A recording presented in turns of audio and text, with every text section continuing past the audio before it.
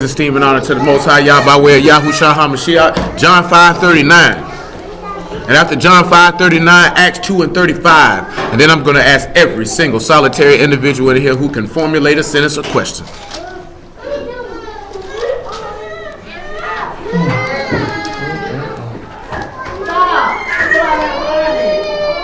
Well, I know the kids can formulate a sentence, but they can't answer the question. All right, it says, search the scriptures, for in you think you have eternal life, and there they will testify of me. And you will not come to me that you might have life. I receive not honor from men, but I know you that you have not the love of Elohim in you. Yep. I am come in my Father's name, and you receive me not. Yep. If another should come in his own name, him you will receive. How can you believe which receive honor one of another? How can you? Not the honor that cometh from Elohim. Let's go on to Act. Make it 2 and 34. Thanks. Acts 2 and 34.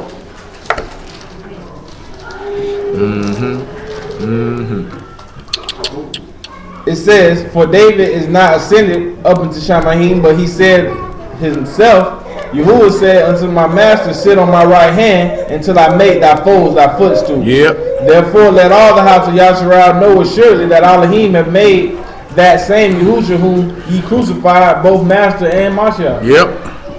It says, now then they heard this, they were pricked in their heart. They were what? Pricked in their heart. And what did it say? And they said to Peter and to the rest of the apostles, men and brethren, what shall we do? And what did Peter say to them? And Peter said unto them, repent and be baptized every one of you in the name of Yahushua HaMashiach for what? Remission of sin. And ye shall receive the gift of Ruach HaKodesh. It says, for the promise is unto you and to your children and to all that are far off, even as many as the master Elohim shall call. And with many other words did he testify and exhort, saying, save yourselves from this untoward generation. Okay, now pause. He said you need to save yourself. So I'll ask Kira the question first because she on the phone. Kira, do you remember the first time you heard the word? Do you remember when that happened? I don't need the exact date. You don't even got to tell me that. But do you remember? I remember. So what was your why after you heard it?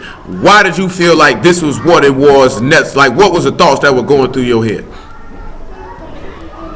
I never heard it before I believed it. So I kept listening and kept going on and kept believing it. Okay, but I'm talking about, but what was your why though? You say you believed it. Why did you believe it?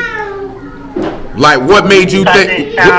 No, I'm talking about when you heard it, what was your why to say this is what I must do? I don't know. I say it just sound right to me. Okay, you say it sound right. Now I just want you to be honest. I don't want you to tell me what you think I want to hear, but literally just what went through your head. DC, I asked you the same question. Yeah, sound like what you just said. Main reason was because it was the whole.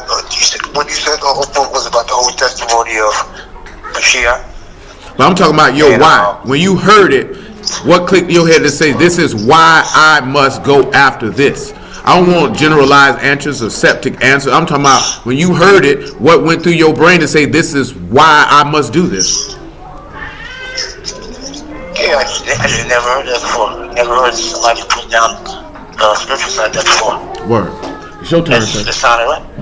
Nah, I ain't looking to sound right. I'm just asking you personally what came through your mind, because there is no right or wrong answer. Do you know what I'm saying? I'm trying to get to. Listen, what I'm telling you, right? This is no right or wrong answer.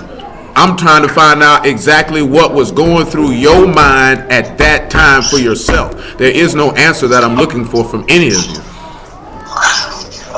What was going through my mind was that it made sense. It made sense. That made sense. It just has to be right. Go ahead, sir. Your turn. I would say the reason why I started doing it is because I felt like I needed to know God. I felt like before I heard about it or even heard the word, I had always believed in it, but I felt like I didn't know God. And I felt like the reason I even wanted to do it is so that I could really know who God was, so I could know how to serve Him. Cool. Do you feel like at this moment in time you still motivated by that same why at this exact moment as we speak? I feel like I'm motivated by the same why in two ways. Like I feel like I know who God is now. I feel like that why has been answered. So I feel like the reason that I still go so I can like I said, serve him the way I know I want to be like him. If to be like him, I know I gotta know him. I gotta know who he is. I gotta know why I'm serving him. So I feel like now my why is so I can be the servant that he wants me to be. So I keep going so I can be like God. So now that I know him, I know what I gotta do to be like him. So my motivation is to continue to become like him so I can serve him. Cool. Again, all right. I don't want you to tell me what you think I want to hear. I want your honest, sincere answer. How you felt at the time. It's your turn now. Because like before, I always heard like we were the people of Israel and stuff, and like I knew that, but I never to know more than that. And then I learned a little bit more, and then I mean, Stanley showed me like the Hebrew, how they changed it to like the Y to a J and stuff like that. Mm-hmm. So that made me like, okay, this is. But what was your why? Why did you when that information get presented to you? Why? What was when you say your why? That means the reason why you're going to put your hand to a particular labor. So what was your why upon receiving that information that this is what I'm going to do? Because I feel like it was real, like it wasn't nobody putting their words in, like other people put their perspective and stuff. It was real. It was real. All right, it's your turn, sir. When I got hit with the word, I got hit in an approach of like my sins, and like I really got a full idea of I was really out here sinning, and I was like, this word is true, and I know I'm going to hell. And it just made me feel godly sorrows because of the things I was doing and how I was living. And I knew that if I wanted to see y'all's face and go in his presence, I had to change up my actions. At this moment in time, you feel like you still motivated by that same exact why? 100%. It's your turn, Darius. This time, I want to understand the comfort, so that's how I was seeking. I was my why, and that's how I get an answer to my question. It's your turn. My why is I wanted to know more about the Bible. Then I ran into Darius, and then he brought me to y'all. Then once I became a part, my mother started telling me how I was hearing the word in the womb, so I just felt like I was just brought back. It's your turn, Johnny. It's Johnny's turn. Tune in with us, sir. I mean, when I first heard it, when I first heard it, it just was like, this is the correct way, this correct path, and this is the truth. So, I always felt like when I was young, I kind of had like questions and stuff like that, and was kind of curious about it. So, when the truth presented to you, it's like, you gotta kind of follow after it. So, that's the truth. It's your turn, D. I feel like my why is because I was already searching or looking, and when I heard about it, it was kind of like a move in the right direction. And I feel like it's still my why today because of everything that I experienced and see before. Yeah. As far as why I feel the way I feel about it. Cool. Your turn, Shelly. When I first heard it, I think I wasn't doing it for me. I feel like I was really doing it because everybody that I was around was doing it. But now that I've been on it and I've been reading and learning and searching myself, I feel like what the hell is devastating. Like the thought of, not being accepted after you leave here is devastating. I appreciate your honesty. There ain't too many people would have said that I was only doing it because the people around me were doing it. Because a lot of people, they only do it because the people around them are doing it. And they very rarely ever do it for themselves. You know what I'm saying? I already told y'all I was. I'm just saying that, like, if I wasn't around people that I was around, I'd probably still do it. Like, that would be the hope. have nobody around. That would be the hope for all of us, but none of us can honestly answer that question unless we were actually transported back and be placed in that situation. That would be the hope for all of us. If everybody left you today. Oh yeah, I mean that's a little different. I'm talking about at the beginning, because I would hope every last one of you, if anybody departed from you, you would keep going at this point in time and juncture. I would definitely hope that your salvation and your desire to serve Yah is not tied into the people who are around you at this point. Because if it's tied around to the people at this point, you was just doing it just to be doing it. You know what I'm saying? I done told her how I felt. I'm like, okay, this whole book true. I changed my life. That was it. I'm still motivated to this very moment. I could care less who's around me. I was dolo when I started, so I could care less. You know what I'm saying? The motivation don't change. Nigga could try to play mind games, emotional games, all that stuff. That stuff is not going to dictate nothing that I do. You know what I'm talking about? Nothing that goes around in my life is going to dictate nothing that I do. Nothing. You know what I'm saying? I done been in some real adverse situations with dealing with the word, and I ain't turned to go to fulfill my flesh not nan single solitary time. Do you know what I'm talking about? And could have done that quite easily. Because it's very easy to do. It's not difficult to do. It's easy to do wrong. It's more difficult to do right. You know what I'm saying? The reason why it's more difficult to do right, because it takes self-control and discipline. And it takes not having a single solitary care in your heart about the feelings of other people, because you choose to do what's right than to appease them.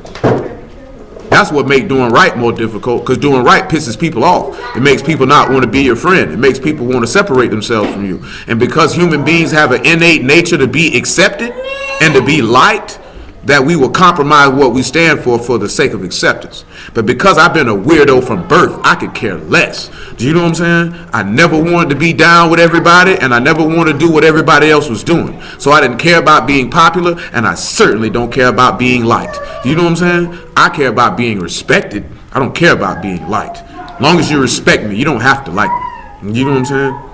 That's why you hear that term. People say, which one would you rather have, fear or love? And people will always say fear because it lasts longer. You know what I'm saying? When you're dealing with human beings. You know what I'm saying? Most people who in certain situations, they don't. That's why you see certain preachers carry themselves in a particular manner. They want the people to fear them and not love them. See, Yahushua wanted you to fear him and love him. But your fear for him was going to be based out of the love that he manifested towards you, that you were respected. You know what I'm saying? The reason why I asked y'all that, the thing about it is, like, y'all just sit back and look at these things, but like they mention, like, what is your why? Because if you don't have a why on why you're doing something, then you're just wasting time and taking up space. You know what I'm saying? Because you don't have a definitive plan to accomplish what you're seeking to accomplish, because you're doing something just for the sake of doing it. You know what I'm saying? If you don't have a reason why you're doing something, then what are you going to do? Like, okay, just to use this simplistic term. If you date a woman, you're dating that woman because you want to get married. That's why you're doing it if you're a mature man. You know what I'm saying? That's why you're doing it. But if you're not doing it for the sake of that end goal, you just want a companion, or you just want to take up some time, or you just want to go out, or you just want to get freaky, then nothing fruitful is going to come out of that situation, because there's no reason why you're doing it. You're just doing something for the sake of doing it. Or just like people who start businesses, they do it because it's a hobby.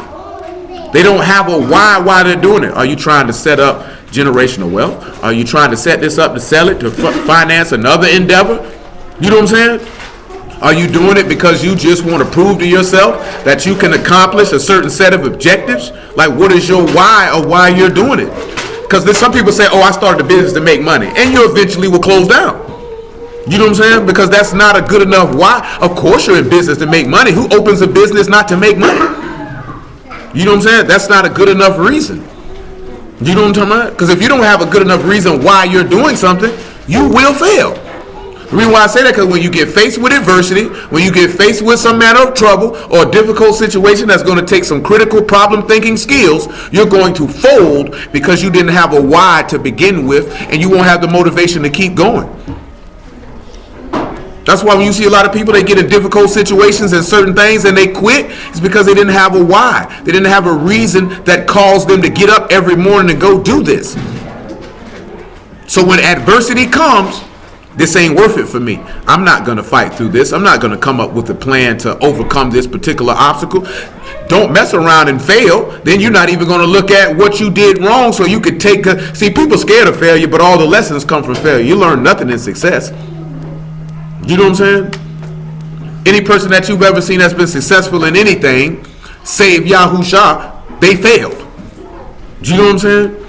The difference is they looked at what they did wrong and they corrected it. Niggas fear that. You know what I'm saying? You know why people fear failure? Because you worried about what everybody else is going to say. You worry about what other people going to think. Who cares? Like, who really cares? But get it, man. Deuteronomy 32. I just had to get that out of the way. 34, my apologies. Pick me up at verse 1. It was a word I didn't get last night. That I didn't get to last night. 34 and 1. It is a word that I didn't get to last night.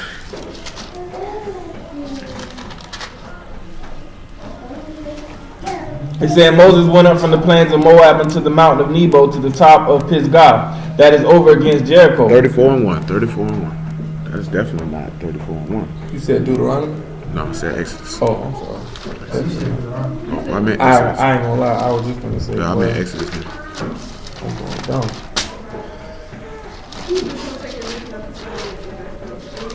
You done changed clothes. It say, and Yahuwah said unto Moses, hew thee 2 tables of stone like unto the first. Yep. And I will write upon these tables the words that were in the first tables which thou breakest. Now we talked about the hew part, right? And the hew part was taking you back to what it was in the beginning, like unto the first. Remember that? Now I want you to go to Exodus 32 and 15.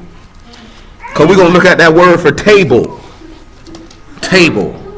Tables. It said Moses turned and went down from the mount, and there were 2 tables of the testimony in his what? His hand. And the tables were written on both of their sides. They were written on where? On their sides. Both of their sides too. And on the side, on the other, they were written. And on one side and on the other, they were written.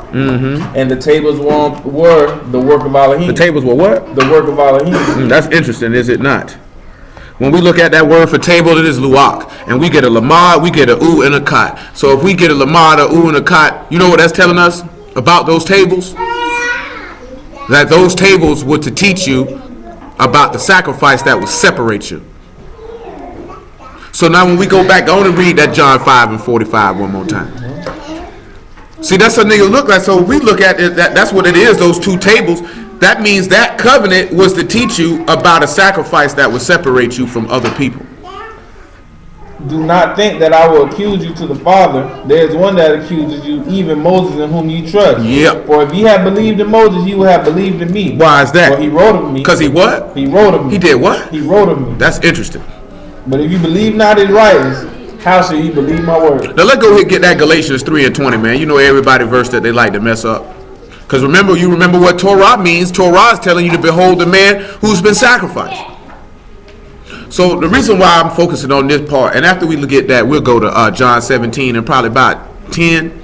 I know I'm a little too high in John 17, but it ain't going to hurt nothing. I'm working towards something. Galatians 3. 20.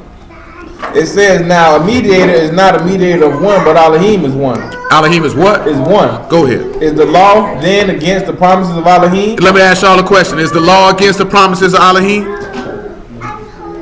What Paul say? Yah forbid. Elohim forbid. For if there had been a new Torah given, which could give life, verily righteousness should have not been by the Torah. You know why that's important? Because what did we read last night in Exodus 34?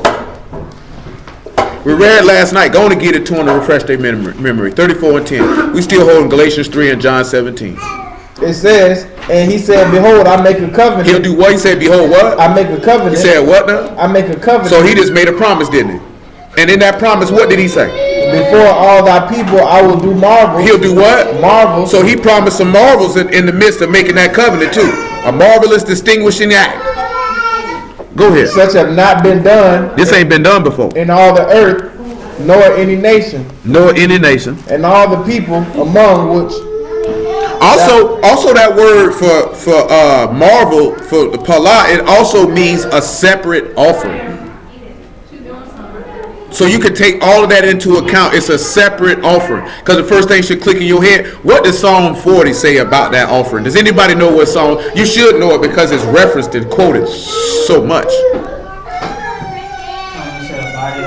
Say, our body I have. This is a separate offering. This offering is different than any other offering that has ever been done.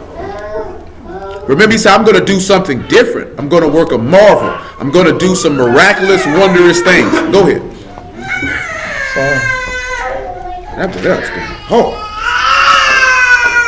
It said, before all people I will do marvels such have not been done in all the earth, nor in any nation. And all the people among thou which thou art shall see the work of Yahuwah, for it is a terrible thing that I will do with thee. It's going to be a dreadful. Do y'all not think watching a man get killed would be a dreadful thing to experience, to see, and to witness? But go back to Galatians chapter 3. Remember now, we dealing with the Luach. This is the teaching of the sacrifice of separation. So that means the whole law, or those 2 tables of stone of that covenant, was to teach you about a sacrifice that will separate you from everybody else. Which is what the word of Elohim is supposed to do. It's supposed to sanctify you from everybody else. Go ahead. We at 3 and 21 or 22. It said the scriptures have concluded all under sin that the promise of faith by Yahushua HaMashiach might be given to them that believe. But before faith came, we were kept under the Torah, shut up under faith, unto the faith which should afterwards be revealed. So and after, notice, right, was the Torah teaching you about a sacrifice of separation in it? Was it teaching you that? No, it was not teaching you that. How do we know it wasn't teaching us that? Let's hold that and let's look at Romans 7 and 7. Let's see what the law was teaching you.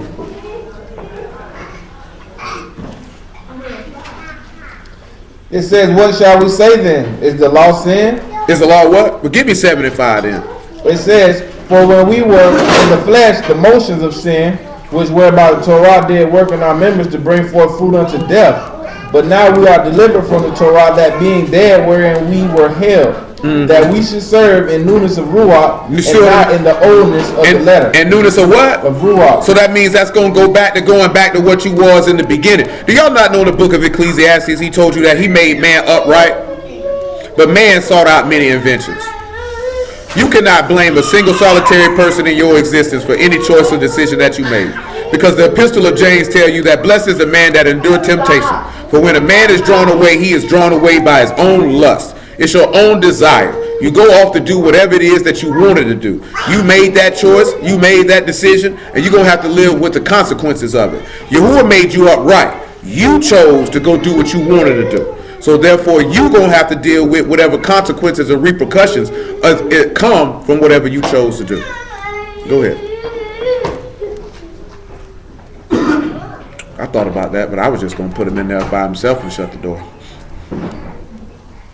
It said, but now we are delivered from the law, that being dead wherein we were held, that we should serve in newness of Ruach, and not in the oldness of the letter. What shall we say then? Is the Torah sin? Elohim forbid. Nay, I had not known sin but by the Torah. For I had not known lust, except the Torah had said, thou shalt not covet. So was the Torah teaching you the sacrifice? That it would cause you to be separate? He was telling you to be separate by taking heed to those things. Not one time did the Torah tell you to offer yourself as a sacrifice. Not once. Go ahead. But sin taking occasion by the commandment wrought in me all manner of concupiscence. For without the Torah sin was dead. For I was alive without the Torah once. But when the commandment came, sin revived and I died. And the commandment which was ordained to life I found to be unto death. For sin taking occasion by the commandment deceived me, and by it slew me. You see what sin said? He said what sin do? What does it do? He said, for sin taking occasion by the commandment deceived me. It deceives you. You know why sin deceives you? Because that sentence against that evil work is not executed speedily. So you think you could go do that because he's not coming to see you about it. So you get comfortable doing it. Go ahead. Were you walking on your own, Eugene, boy? Yeah. It said, wherefore the Torah is Kadash, and the commandments Kadash and just and good. Was then which was good made death unto me? Elohim forbid. Elohim forbid. But sin, that it might appear sin, worketh death in me by that which is good, that sin by the commandment might become exceedingly sinful. For we know that the Torah is spiritual. The Torah is what? Spiritual. Why would the Torah be spiritual? According to the law. Why would it be spiritual? He already read it too. Made by the work of Elohim. It's the work of Elohim. That's why it would be spiritual. So let's go look, grab me. We good in that. Grab me John 12 and 44. And from that, well, I'll just go. It says, Yahushua cried and said, he that believeth on me, believeth not on me, but on him that sent me. That's why I told you that. See, and that's why I mentioned that. That's why I was appalled. I actually said something to the woman about that. You should only listen to your husband and his teaching. Bet you lied. What if your husband ain't been sent? So you telling somebody, if they ran across somebody who Yahuwah himself sent, you telling them not to listen to them. So you just told that person to reject their God. That's the dumbest thing in the world. See, hold on, let me show you something. Give me numbers, man. Numbers 11 and 13. And we come right back to that.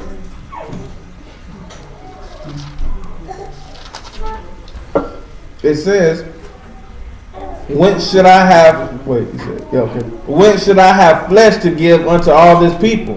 For they weep unto me, saying, give us flesh that we may eat. Yeah. I am not able to bear all this people alone, because it is too heavy for me. It's too much for me. And if thou deal thus with me, kill me, I pray thee, out of hand, if I have found favor in thy sight, and let me not see my wretchedness.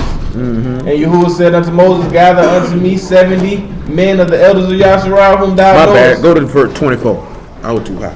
It said, Moses went out and told the people and the words of Yahuwah, and they gathered the 70 men of the elders of the people and set them round about the tabernacle. And Yahuwah came down in the cloud and spake unto them. Who remember what that cloud was telling you about? He said he came in the cloud. Anybody remember that word for that cloud and any of the characters for it?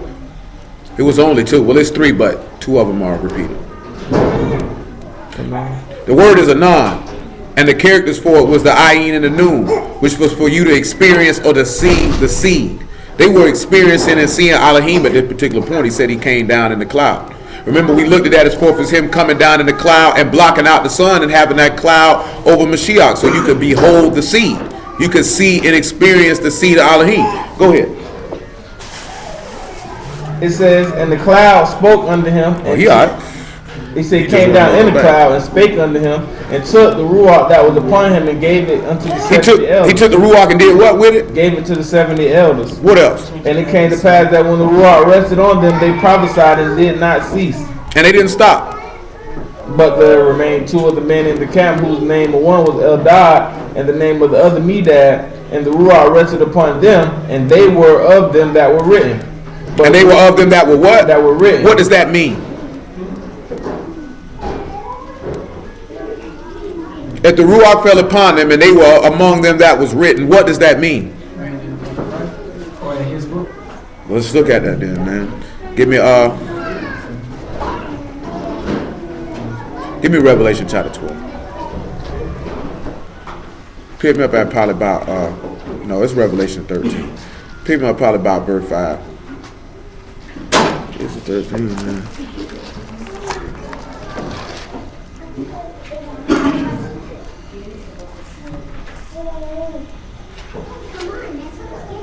Yeah, Revelation 13 and 5. And after that, Malachi 3 and 14. We still got, we good in Galatians 3. We just holding John 17. 17 and 10 to be exact. Yeah. Well, no, we do got something else in Galatians 3. I take that back. My bad, homie. Godly. It says, and there was given unto him a mouth speaking great things and blasphemies, and power was given unto him to continue 40 and 2 months. And he opened his mouth in blasphemy against Elohim, to blaspheme his name and his tabernacle, and them that dwell in Shemahim. And it was given unto him to make war with the Kadeshim and to overcome them, and power was given unto him over all kindreds and tongues and nations. Go ahead. And all that dwell upon the earth shall worship him, whose names are not written in the book of life of the Lamb. How you get your name written in that book? From the foundation of the world. How you get your name written in that book? How you get your name written in that book?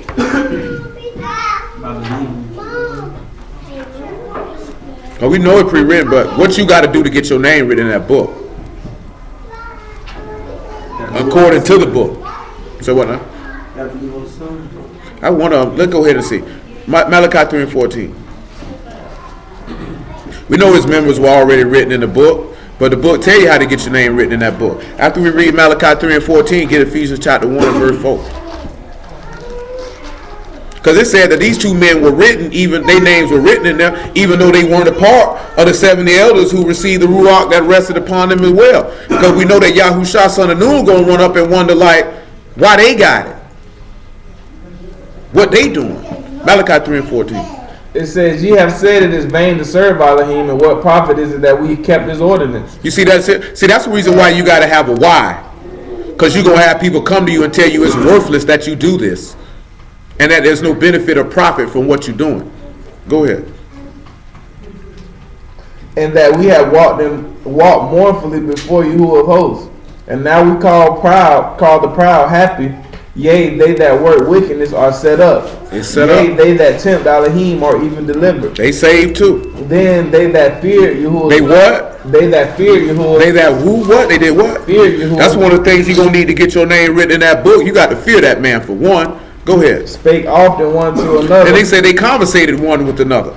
And Yahuwah hearkened and heard it. Now why would he hearken to their voice? According to this text. Why would he hearken to their voice? That is correct. Does anybody know any specific passage in the book that you could go to verify that? I mean, your answer is correct. Let's show them one. 1 Peter chapter 3 and verse 10. He's quoting Psalms 34, by the way. I'm just choosing not to go to Psalms 34.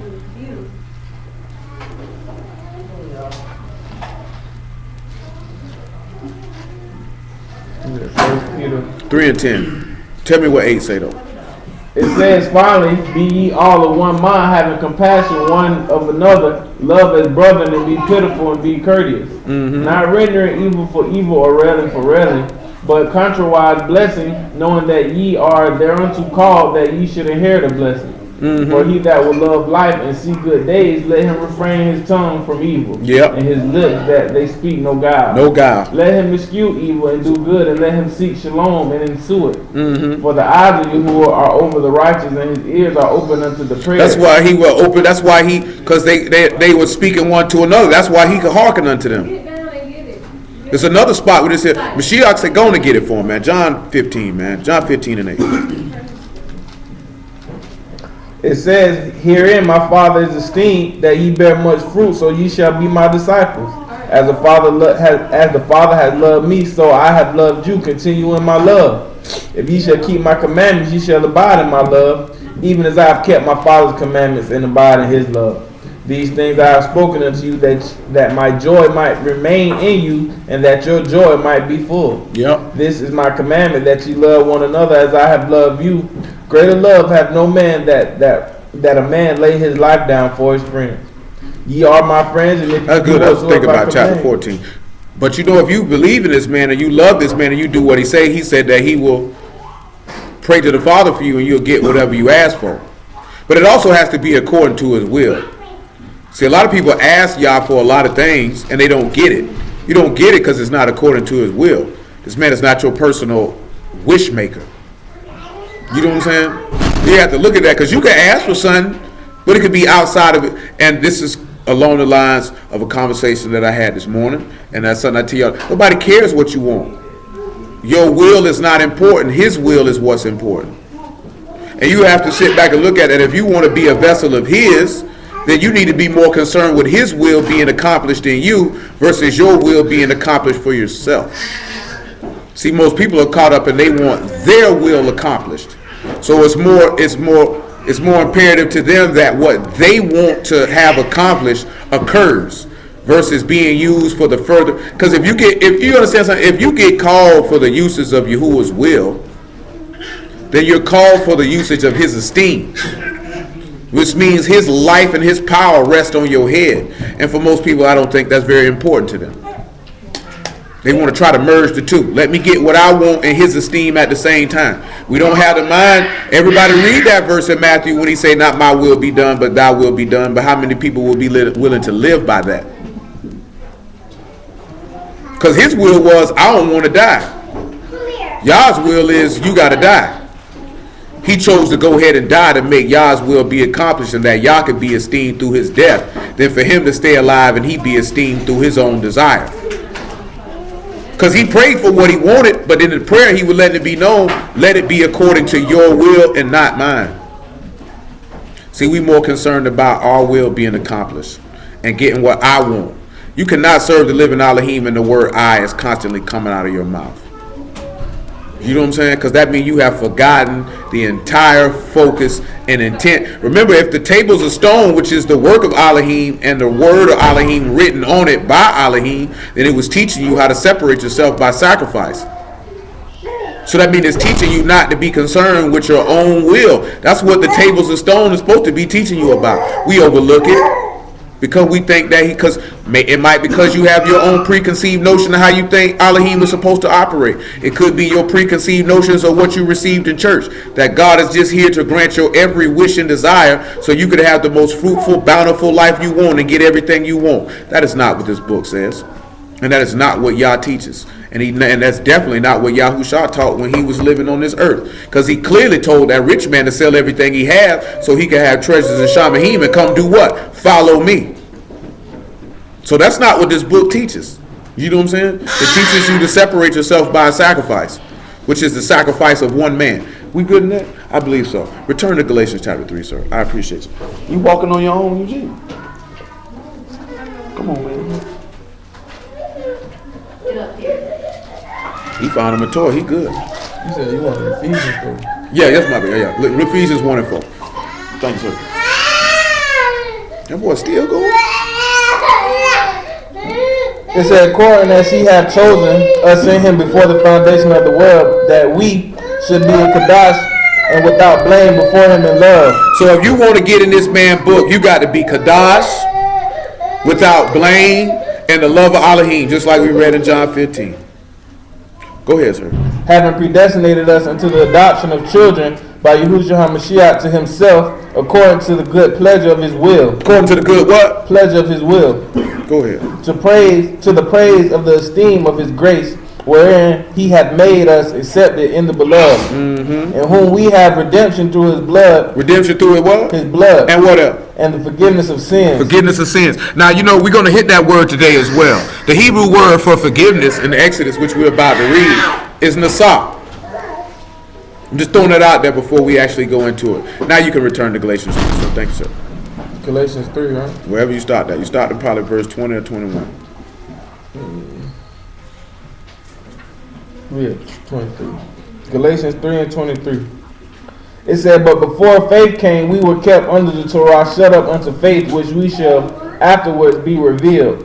Wherefore the law was our schoolmaster to bring us into the HaMashiach. Pause. The law was your what? Schoolmaster. What were written on the tables of stone? The law, wasn't it? Mm-hmm. So that means the law was teaching, and if it's something, the schoolmaster, what is it doing? Teaching. So then it was teaching how to do what? A sacrifice to do what? To separate yourself. Mm-hmm. What was the only thing in the Ark of the Covenant? 2 tables of stone. Just the 2 tables of stone. So the whole covenant of Elohim was supposed to be teaching you to do what?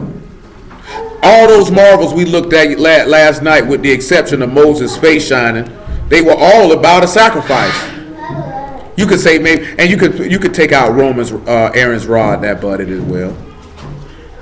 But either way, but both of them were still tied into the aftermath of the sacrifice in the end. One, because it was the bud to bring forth fruit, so the people's sins would be forgiven. Because without that rod, all of Yasharah was going to be killed according to what was written, and they knew it. They said, how are we going to live? We in our sins, we going to perish. We all perish. They already knew it. That actually ties into when he talking about that rod perishing and the rod budding with Yahushua resurrecting from the dead, because he said without him, we all men most miserable. Because you could look at that number 17. Wouldn't you say they were miserable? And you know why they were miserable? Because of their own wicked heart, complaining, never satisfied, always looking for the next thing that they want and the next thing that they want to do. That's desperately wicked. You know what I'm saying? The outside of Yahuwah, a selfish individual, is desperately wicked. It's definitely not anything that he appreciates or accepts or acknowledges. Continuing on, sir. John chapter 17 and verse 10.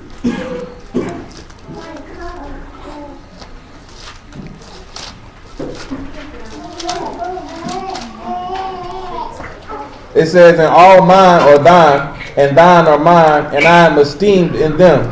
And now I am no more in the world, but these are in the world, and I come to thee. Yep. Kadash, Father, keep through thine own name those whom thou hast given me, that they be one as we are. Yep. While I was with them in the world, I kept them in my name. Yep. Those that thou gavest me I have kept, and none of them is lost. Not one. But the son of perdition. That is... Now, pause. Now, removing the fact that he's talking about his apostles. He said nobody is lost but the son of perdition. What would that mean to any one of you with that statement? He said, all that you gave me I have kept except for one, the sinner. Y'all got any idea what that could mean? Talking about Judas, bro. He talking about Judas literally, but we're just talking about people in general, period. Because specifically in that text, in that verse, he talking about the 11 and Judas. Because that's who he's literally speaking of. But notice that he said, I've kept them through thy name. Because we just read in Ephesians, right? He said there's people who given to him. He said, I kept all of them except for the sinner. See, what he's telling you is this. Because he told you in John chapter 10 that nobody can pluck anybody out of his hand that belongs to him. See, people can only slip off and fall away and get out the grass of Yahushua because they are a sinner. Period. Niggas can try to skin it and grin it however they want to do it. You can scream the culture all you want. You can scream, you an Israelite all you want. But if you are not his, you'll never stay in his name. You're always going to stray off into sin. You're always going to go seek to do your own will. You're always going to seek to bring shame to his name. It ain't but a matter of time. Judas walked upright for a long time, didn't he? You ain't hear nothing about Judas doing nothing wrong. Till the time came, that nigga slipped right on out the way. Cause you wasn't never mind in the first place, nigga. I did was waiting on you. I told you a long time ago you can't but pretend but for so long. Y'all done sat back and seen plenty of niggas do it, but in my line though. No. I ain't lying though. Some of y'all niggas done sat around and seen people like this here 3-4 years. I can't even say they were pretending because them niggas were wicked the whole time anyway. So I can't even say that. You know what I'm saying? But you got some people you done seen in the word like, boy, you thought that nigga was solid. Nigga done jumped off the diving board, head first too, with Speedos on and no goggles. Head first. You know what I'm saying? Straight up and down though. Nigga just don't fall off out the blue. Nigga be like, oh man, brother fell off. That nigga Ben was off. He never got on the horse. He never got on it. How can you fall off? You can't fall off on something you wasn't on. You know what I'm talking about? Yeah, but you got to get on the horse first. Shoot, these niggas ain't even got on the horse. Nigga ain't got no chaps on, nigga ain't got no boots on, they ain't got nothing on. They just looked at the horse and just, no, I ain't getting on that. I'm for real, I heard like, oh, bro, fell off. Shoot, that nigga was never on. He was never on. And that goes back to why you have a why. Because if you really locked into something, you ain't gonna fall off. You might struggle a little bit, might have some adversity, but you locked in on it. Somebody who really ride a horse, if they fell off that horse, guess what they gonna do? Get back on that horse. They don't get back on the horse. They ain't gonna be like, oh, I'm through with that horse. He threw me off. You already knew the horse was gonna throw you off before you got on it. Because you didn't know how to ride it. So guess what niggas like to do? Pretend like they know how to ride horses and give you tips about how to ride horses. Do you know what I'm talking about? That nigga don't know how to ride no horse, nigga. You know what I'm talking about? For real, nigga try to teach it. Nigga teach you about something. They ain't got it down themselves. And since you said that, Romans 2:15. How nigga gonna teach you about something he ain't even taught himself about? That ain't possible. I see niggas do that on the real estate tip. Niggas like, how you gonna teach a nigga how to make a deal and you ain't never made one? But you got people who say they gurus in real estate and that will teach you how to close deals. You be like, well, how many deals you done closed? Well, I ain't closed one yet, but I can give you the information. So I'm gonna listen to you. And guess what? And when I say listen to you, meaning I'm gonna pay you $5,000 for you to teach me this. Because some people charge that. Give me 1,000. Give me 500. All they did was take something they took from somebody else and bump it like it's theirs. Which goes back to the conversation we had once before. Would you rather sit back and get taught by somebody who's never closed a deal, or somebody who went to school to tell you about how to close a deal? Because you've never done it, so you don't know the things that can arise that you can't account. See, a book can only account for so much. until you actually do it, because there's things that the book can't plan for. But somebody who's actually had that experience and faced that situation or made that mistake, they can give you that information because they can account for it, unless it's an individual writing a book from first-hand experience. As say what the book is writing from a first-hand. Now you see the difference when you're dealing with that cloud, the seeing experience, Elohim, because he's writing something from the experience of Elohim. You can actually experience in him by walking with him and becoming one with him. Go ahead, sir. We had Romans 3, right? 2 and 15. 2 and 15. Romans 2 and 15. It say, "Will show the work of the law written in their hearts, their conscience also bearing witness, and their thoughts the mean, while accused or else accusing one another. In the day when Elohim shall judge the secrets of men by Yahushua HaMashiach according to my gospel. According to my gospel. Behold, thou art called a Yahudim." You called a who? A Yahudim. Called a who? A Yahudim. "And rested in the law. And maketh thou boast of Elohim?" You make your boast in Elohim? You say you retested in the law. Say, I know that law now. I know that book, boy. I can tell you about it. Where your friend is at, my nigga? Ain't no pork on my fork. You eat shrimp? Ugh. But guess what he say though?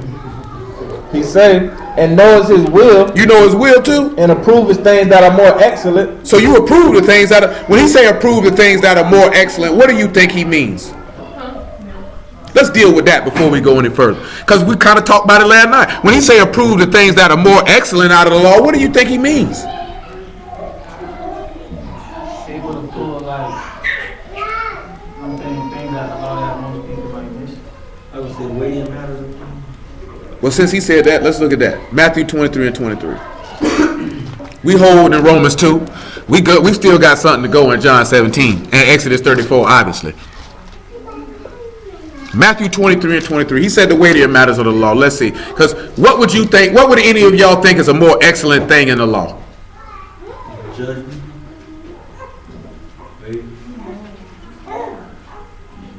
Well, let's see. Come on. We'll read that verse. It says, "Woe unto you, scribes and Pharisees, hypocrites! For ye pay tithes of mint and anise and cumin, and have omitted the weightier matters of the law. Judgment, mercy, and faith." Okay, so he said that's a weightier matter of the law.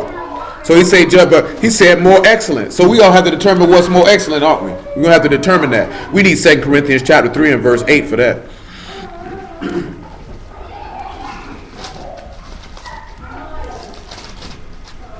It says, make it 7.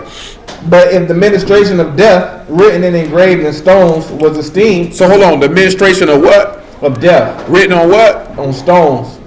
Now remember, we dealing with the table, and the table is supposed to do what? Separate. Teach you about the sacrifice and separation. It said the administration of death was in them tables. So them tables was teaching you how Mashiach was going to sacrifice himself off the rip. Go ahead. "It was esteemed, so that the children of Yasharah could not steadfastly behold the face of Moses, for the esteem of his countenance." So they couldn't even behold this man's face because Yahushua was going to die. So imagine after he resurrected from the dead. Go ahead. "Which esteem was to be done away. How shall the..." You know why that esteem? Because the esteem that Yahushua had in the flesh was completely different than the esteem he had after the resurrected one. They were still honorable either way. See, you already see this what y'all ain't even catch. Yahushua, don't it say he was the word made flesh? So if he was the word made flesh, he was them first tables of stone when he was literally in the flesh. When he was literally in the flesh, was he not teaching you how to separate yourself? Then when he resurrected from the dead, he turned around and did the same thing, but he was in a different honor because now he's made like unto the first tables of stone, like he was when he started. So you're trying to go back to like what he was when he started, which takes a completely total different mind frame that you have to possess, which means you have to put the body of sin off. You have to literally change your whole thought process. You have to take your mind out and put Yah's mind in. If you don't do it, you won't be successful. Go ahead. We at verse 8. It said, "How shall the ministration of the Ruach be rather esteemed? If the ministration of condemnation be esteemed, much more does the ministration of righteousness exceed in esteem. For even that which was made esteemed had no esteem in this respect. By reason of the esteem that excelleth. For if that reason by the esteem that what? Excelleth. It what? Excelleth. So if it say it's excelling, what does that mean? More excellent. It means it's greater. So that means the new covenant is greater than the old. If he said you approve the things that are more excellent. So that means we need to actually go in the law and identify the things that would be more excellent, would we not? Let's go to Deuteronomy 30:1 and let's begin that endeavor. Deuteronomy 30:1. It says, and it shall come to pass when all these things are come up upon thee, the blessing and the curse, which I have set before thee, and thou shalt call them to mind among the nations, whether Yahuwah thy Elohim will drive thee. Thou shalt return unto Yahuwah thy Elohim, and shalt obey his voice according to all that I commanded thee this day. Thou and thy children with all thy heart and with all thy soul. That then Yahuwah Elohim will turn thy captivity, and have compassion upon thee, and will return and gather thee from all the nations whither Yahuwah thy Elohim shall scatter thee. And if any of thine be driven out into the outmost parts of Shamahim, from thence will Yahuwah Elohim gather thee, and from thence will he fetch thee. And Yahuwah Elohim will bring thee into the land which thy fathers possessed, and thou shalt possess it. And he will do thee good, and multiply thee above thy fathers. And Yahuwah thy Elohim will circumcise thy heart. He'll do what? Circumcise thy heart. He'll do what? Circumcise thy heart, and the heart of thy seed, to love Yahuwah thy Elohim with all thy heart and with all thy soul. Would you not say that a circumcision of the heart excels the circumcision of the flesh? Definitely. So then that's one of the more excellent things that you're supposed to be approving out of the law if you know it. So if we're dealing with the circumcision of the heart, then we need to look at Colossians 2:7 real quick. Make it 2:5, and we will see what the circumcision of the heart would be telling us to do.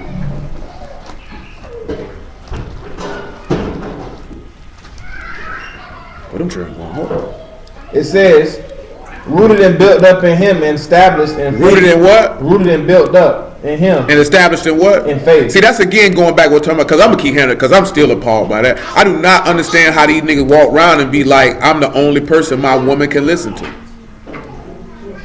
Because that means that woman need to be rooted and built up in the faith of Elohim, not in you, nigga. I want to ask y'all a question. Does anywhere in the book say that a man is the only person supposed to teach his wife? Does the book even say that a man even supposed to teach his wife? Does it even say that? Are we saying that men shouldn't teach their wife? Absolutely not. But let's see the verse that they misinterpret with that particular matter. That would be 1 Corinthians chapter 14. You know what I'm saying? Because I'm going to tell y'all something, man. Because niggas try to make niggas shamed about. Ain't no shame if you can't teach the word of y'all. There's no shame in that. That's not for everybody to do. We still got Numbers 11 because we got a point to get to in Numbers 11 that I ain't finished yet. Go ahead. 1 Corinthians chapter 14. Give me about verse 20. Verse 20. It says, brethren, be not children in understanding. Don't be what? Children in understanding. Why? Howbeit in malice. Be children. Be children. But in understanding, be men. Need to be a man when it comes to insight. Go ahead. And the law is written with men of other tongues, and with lips I will speak unto this people, and yet for all that will they not hear me, said Yahuwah. They still won't listen. Wherefore tongues are for a sign, not to them that believe, but to them that believe not. Yep. But them prophesying serveth not for them that believe not, but for them which will believe. Go ahead. If therefore the whole assembly be come together in one place, and all speak with tongues, and there come in those that are unlearned or unbelievers, will they not say that they are mad? Oh, you niggas crazy. Don't you think if somebody ain't know nothing about y'all and they seen all these niggas around here talking in tongues, they gonna think you niggas got Tourette's or something. You gonna think something seriously wrong with you. Niggas think they being righteous and cool because you know why? You only thinking about yourself. We in here talking in tongues. We ain't talking about that. I don't know what that junk they be doing in church. That junk be hilarious. I just seen this nigga Creflo Dollar. I see that nigga got him beard these days. You see him? They got him beard these days. I ain't mad at him on the beard though. But that nigga said that the devil wants you to keep the law. To deceive you. You know what the word part is? Niggas believe it. He said Satan ain't trying to get you to sin. He trying to get you to keep the law. Now I'm not saying that because niggas we proponents of the law without question. But I'm like to the point that I don't see how a rational individual would think that the adversary would want you to do something that is considered to be right. That's got to be the dumbest thing ever. Niggas believe it though. The devil do want us to do the law, so I'm gonna do the opposite. Nigga, you was already doing the opposite before you got here. So you didn't need him to tell you that. All he was really doing was emboldening you to do what you already wanted to do Anyway.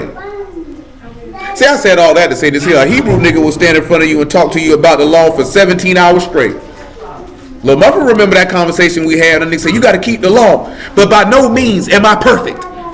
And that lady looked him in the face and said, oh, so you don't keep the law.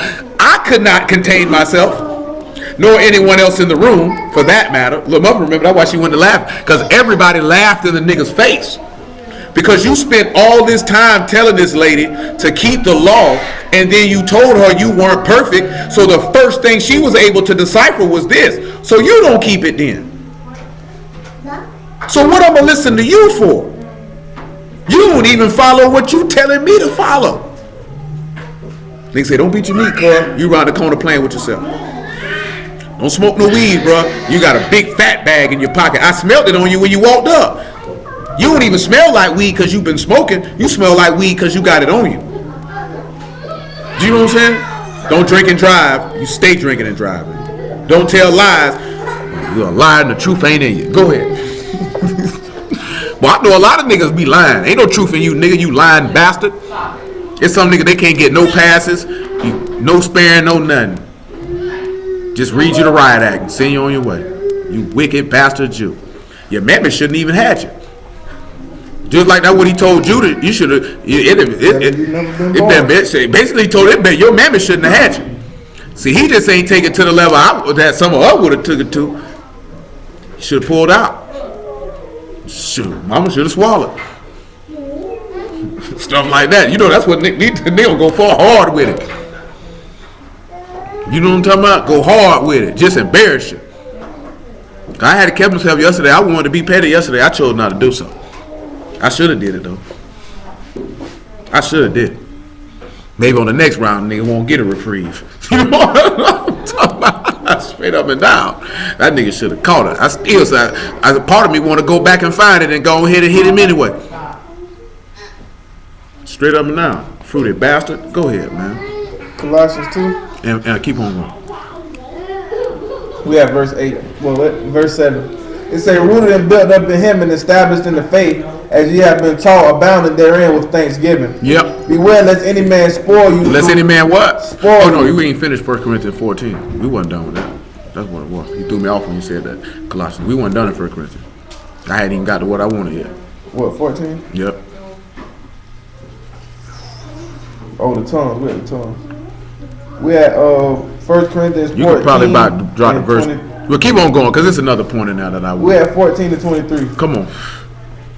Well, 24. It say, but if all prophesy, and there come in one that believeth not, or one unlearned, he is convinced of all that he is judged of all.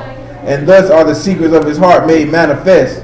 And so falling down on his face, he will worship Elohim, and report that Elohim is in you of a truth. How is it then, brother? When ye come together, every one of you have a song. I say, how come every time we come together, every one of y'all got a song? And what else? And have a doctrine. You got something you want to teach? Have a tongue. Got a tongue you want to speak? Have a revelation. Some son y'all done showed you something in your sleep last night. Or have an interpretation. Now you want to be able to break something down. Let all things be done unto the edifying. If any man speak, you notice why he said they say let it be done according to what? The edifying. Because everybody ain't coming to bring all that stuff to instruct nobody. They come with that stuff because they feel like I can do it too. Who told you could do it? Where did your revelation come from? You sat all week, 2 weeks maybe, coming up with this song. You wanted to sing it, huh? You got your doctrine, huh? How you come with a new tongue? That's how you know niggas full of crap. You got a new tongue? Go ahead, man. It says, if any man speak in an unknown tongue, let it be by 2 at the most, by 3, that by course, and let one interpret. It said, if there be no interpreter, let him keep silence in the assembly, and let him speak to himself and to Elohim. It said, let the prophet speak 2 or 3, and let the other judge. If anything be revealed to another that sitteth by, let the first hold his shalom. Why y'all think he said that? Let another one judge if 2 or 3 prophets are speaking. It's a spot in the book for it. Why y'all think he said that? That's the where it say let the least of the assembly judge. No, with Hananiah and Jeremiah. Didn't Hananiah say he was a prophet? Yeah. Wasn't Jeremiah a prophet? He sat back, he let Hananiah prophesy, and then he judged it. And and he went his way. Wasn't Micaiah a prophet? Didn't Ahab have 400 of them? He let him get off, and one prophet judged the matter to see if this was a true prophecy or not, or was you just talking out your butthole? You know what I'm saying? See, that kill all that, because he dealing with niggas coming together and everybody want to stand up and run their mouth. You know what I'm saying? Everybody's a prophet. Everybody's got an apostolic revelation. Everybody got a teaching. Everybody got a song. Everybody got this. And he like, hold up. I know all y'all can't. And it's still taking back to what we dealing with Numbers 11. We were hoping y'all that all y'all got it. But we know some of you niggas fronting. Everybody got it too. Everybody ain't got it. It's still tie into what we looking at in Numbers 11. Everybody ain't got it.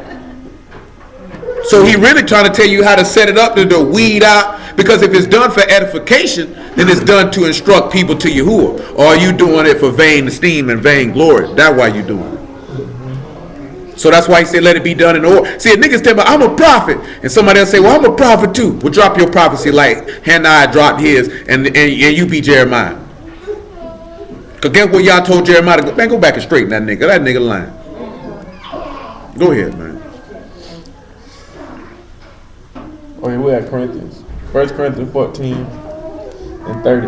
It said, if anything be revealed to another that sitteth by, let the first hold his shalom. For ye may all prophesy one by one, that all may learn and all may be comforted. And the ruach of prophets are subject to the prophets. For Elohim is not the author of confusion, but of shalom, as in all assemblies of the Kadeshim. Yep. Let your woman keep silence in the assemblies. This just kill me with that, because these niggas be on Facebook telling women to be silent. Because this is not an assembly. This is the internet, my nigga. That woman can say whatever she wants. But he was like, in the gathering of the body, the women should be quiet. That's all they were talking about. Dudes take that and make it run to that you could tell women to be quiet at any and all times. Is that what he said? That is not what he said. He said in the assemblies, let them be quiet. Read that again. It said, let your woman keep silent in the assemblies, for it is not permitted unto them to speak, but they are commanded to be under obedience, as it says in the Torah. And if they will learn anything, let them ask their husbands at home. For it is a shame for a woman to speak. So all he was talking about if they will learn anything is that if they're in the assembly and there was something that was being taught and they had a question and though they didn't understand it, to let their husbands tell them about it at the house. That's all it's talking about. You know why that would be permissible? Because a husband would be there. So hopefully that nigga would be paying attention. That he could be able to satisfy her query. Because clearly, if he telling her to ask if he telling him to ask the husband at home, that means that nigga sitting there learning with her. Because if he was the one teaching her, guess what? They wouldn't be there. They would be at home.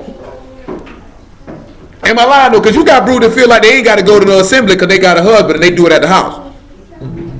So they ain't got to show up. My husband's my. See, we go through it together. So you going to hell together. Is what you're telling. Because he say the priest's lips should keep knowledge and the people should seek the law at his mouth. For he is the messenger of Yahuwah of hosts. No, it don't mean because your husband know he is Israelite don't mean y'all son him or gave him nothing. How do we know this? Because it's 2018 and niggas still arguing about the same stuff. So you mean to tell me y'all son niggas to argue about a flat earth and who Esau is and Christians? You've been doing this 10 years, 15 years, 20 years. You still arguing about the same stuff? That's no progression. Go back to Colossians 2, man. As a matter of fact, finish me Numbers 11 and then Colossians 2.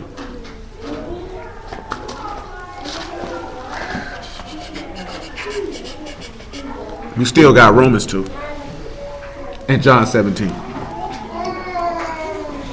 Of them that are written, right? Of them that are written. Because we already dealt with how they were written. Oh, we didn't even finish Malachi 3? Oh, yeah, we did. Yeah, we did. Go ahead. Numbers 11. Well, there was another part of Malachi 3 I wanted to hit, but I can tell you what to say after verse 17 or verse 18. He said their name were written in the book, right? And he hearkened because he also said that they'll be mine, says Yahuwah. And I will make them up as a man take his jewels and spare them as a father who spares his own son that serves him. So if you want your name to be written in that book, you have to fear the man. You have to know his name. And if you know his name, what do you know? you know that he is merciful, gracious, long-suffering, and abundant in goodness and truth. Nigga just take that and mean, Yahuwah. Well, what does Yahuwah mean? He proclaimed it. What does Yahuwah mean? It means he's going to make you a separated seed. He's going to show you the Ruach through the grace and the mercy, what it just mentioned. He's abundant in truth, so that means he's abundant in faithfulness, and he's abundant in goodness. That means that's what you would know if you know his name. You would know those attributes, and you would exhibit them through Yahushua HaMashiach, and that way he can write your name in that book. Because see, they did was looking at them, the 70 elders, because niggas still feel that way, that only certain people can receive it. Anybody can receive the Ruach. It's free for anybody to get. That's not something that he just hold back and say, oh, that's only for him and for him. That's for whoever wanted. Only Israel. Only shoot. We already know that's a lie, because them Gentiles show called it in the Acts 10 and they were astonished. He said, the Gentile got it? Shoot, Peter, you convinced me. Because they were ready to bust Peter upside his head. Till them Gentiles went round and they seen them Gentiles with that Ruach on and they say, well, shoot, if they got the gift of God, who are we to hold them back? Shoot, I'm going to the house. But since most Israelites don't even talk about receiving the Ruach, do you know how shocked they would be if they walked in and see the white man with it and they ain't got it? Man, shoot, that cracker ain't got no, that Esau ain't got no spirit. Shoot, clearly you ain't got none because you've been looking at them fringes for 6 years and can't stop sinning. You know what I'm talking about? Craziest thing in the world, nigga talking about them fringes as he taking his clothes off to fornicate. He was looking right at him when he threw that shirt on the floor. You know what I'm talking about? Straight up and down. Looking right at him. You know we got to keep that law, girl. I stay fringed up. Should have stayed up off of me then, nigga. Shoot, what you mean? Dead serious though. You know I ain't lying. Nigga to sit back, look right at them fringes, look you in your face, tell you a bold-faced lie. A bold-faced lie. They ain't got no problem with it. But guess what? Where your fringes at? Shoot, where your righteousness at, nigga? What you mean? Get my face with all that, nigga. You know that, bro. I hope ain't none of y'all ever did that, looked at your friend and then went and got butt naked right after. I rolled a pretty split for my friend. Burn holes in them and all. Burn holes in them and all. Say, I ain't wasn't thinking about no y'all, but where that weed at? Burn a hole straight through them friends. Them friends ain't mean nothing to you. For real. They wasn't finna start nothing. You got a nigga, that's our culture. Man, coach your butt up out of here, nigga. What'd you say? That's why I gotta laugh. Man. Right at my friend. You put that on there yourself. Y'all ain't had nothing to do with that. You gotta keep the law, so you promoting the breaking of the law. Nigga, you live in lawlessness, nigga. You think you are upright and just because you got some tassels hanging from your clothes. You was the most wicked and low down bastard I ever seen. You know what I'm talking about? But yet you got a Gentile who, just like we read in Romans 2, who actually operated what's written without even knowing it. Ain't looking at damn fringe. Ain't looking at damn one. But them niggas feel like they right with them fringes on. I laugh at you. I don't care. You can say whatever you want to say to me, nigga. I ain't put them on, nigga. You a lawbreaker. I'll be whatever you want me to be. I bet if you ain't got that Ruach, them fringes ain't gonna keep you out that hellfire though. He gonna be looking at, oh, he got on fringes. You let him pass. But he been lying and stealing. But the fringes though. The fringes. That's how niggas feel though. Niggas feel long as they do 3 things. Keep the Sabbath, 4 things. Keep the Sabbath, keep the feast, don't eat pork, and wear fringes, they good. Oh, and that ain't even talking about that. That's the crazy part. You sitting up, you shave your beard. Really, my nigga? Really? That's what you thought he was talking about? Shaving a beard? Shoot, don't shave your beard because you don't want the booty face. Don't tell me he going to hell for it. You know what I'm saying? Shit. That nigga cut his beard off. That nigga wicked. You know what I'm talking about? I done seen niggas say this. A nigga wicked. That nigga got a, they ain't get no tape up back then. When you walk around here looking like that, nigga, I'll pass. You know, we done had that conversation. These niggas, some of them niggas look like they smoke rocks. Nigga get in the word, nigga look like that nigga a basin. Get that nigga a dog. Straight up and down. But on my line though, give him a dog. That nigga like, nephew.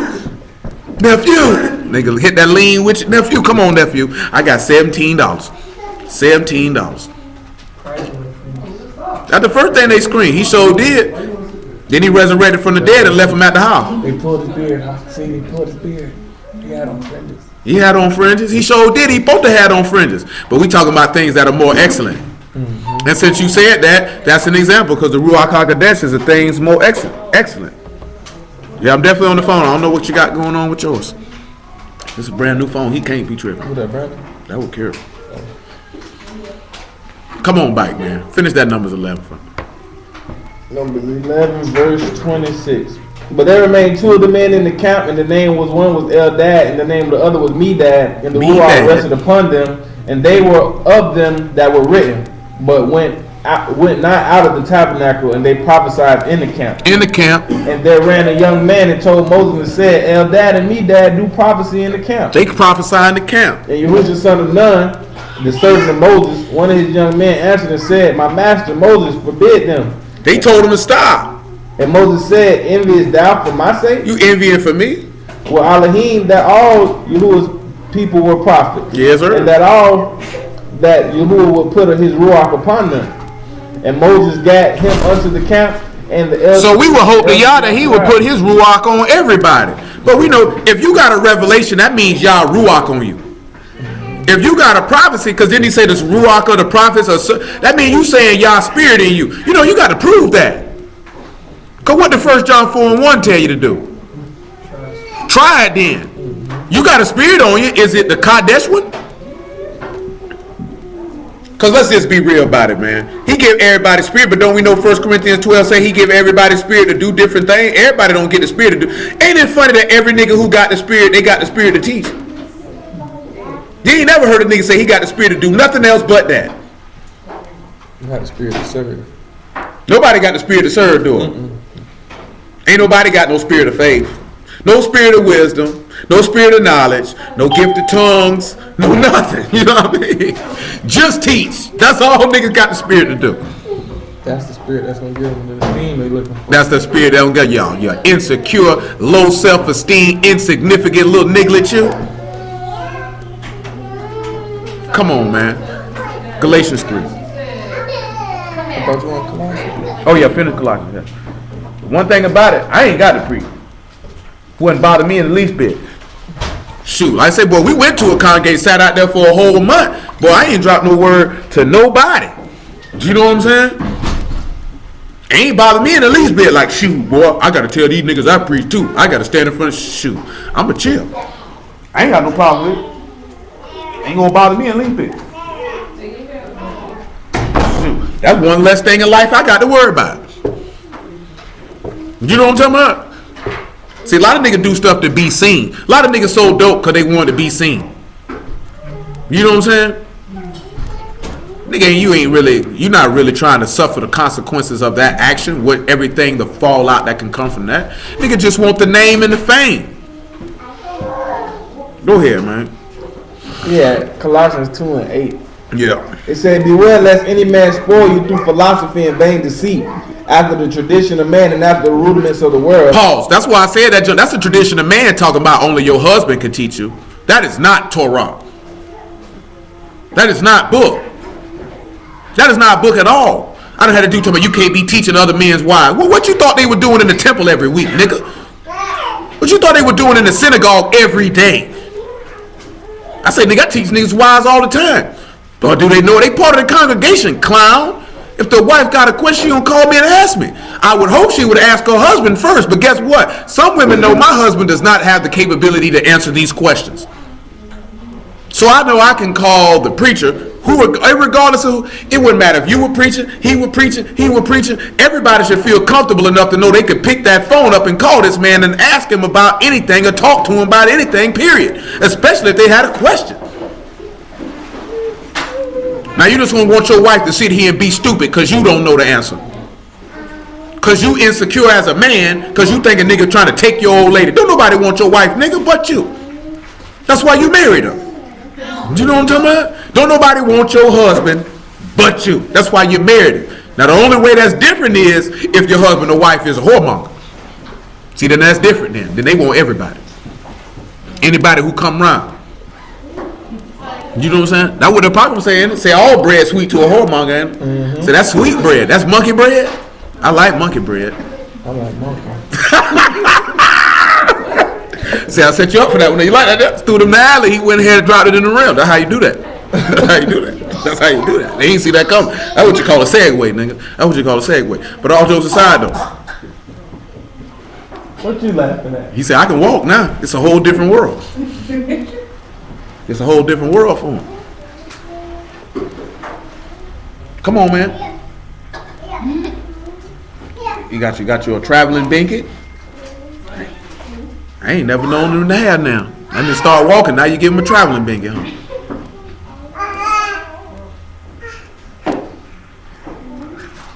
huh? When he started getting more confident with it. After Chuck E. Cheese. After Chuck E. Cheese had to been. It ain't been a good week. You know that partying. Shoot, and that old enormous rodent. He said, it's time for me to walk, case I got to run away. Come on, man. It says, lest any man spoil you through philosophy and vain deceit after traditions of men and after the rudiments of the world and not after the HaMashiach. For in him dwelleth all fullness of the Godhead bodily. And ye are complete in him, which is the head of all principality and power. In whom also ye are circumcised with the circumcision made without hands. You're circumcised with the circumcision made without what? Hands. Without what? Hands. See how that's more excellent? Because the first circumcision was what? With hands. Somebody's hands had to do it. What did it say Yahushua son of Nun picked up to do it with? Sharp knife. What did it say Moses picked up to do it with? A rock? A rock? A rock? This ain't even sterile. What Abraham? Probably a knife, it don't say. That boy hit him with a smooth stone. That was a jagged stone? Jagged, yeah. That had to be jagged. That had to hurt. That's why his wife used a bloody man and cut my baby off with that big old rock. Yeah. But all jokes aside though, that was without hands. That take you back to Hebrews when he say this is a sanctuary made without what? Hands. That means it's eternal. So when he say the things that are more excellent, go back to Romans 2, we talk about things that are eternal.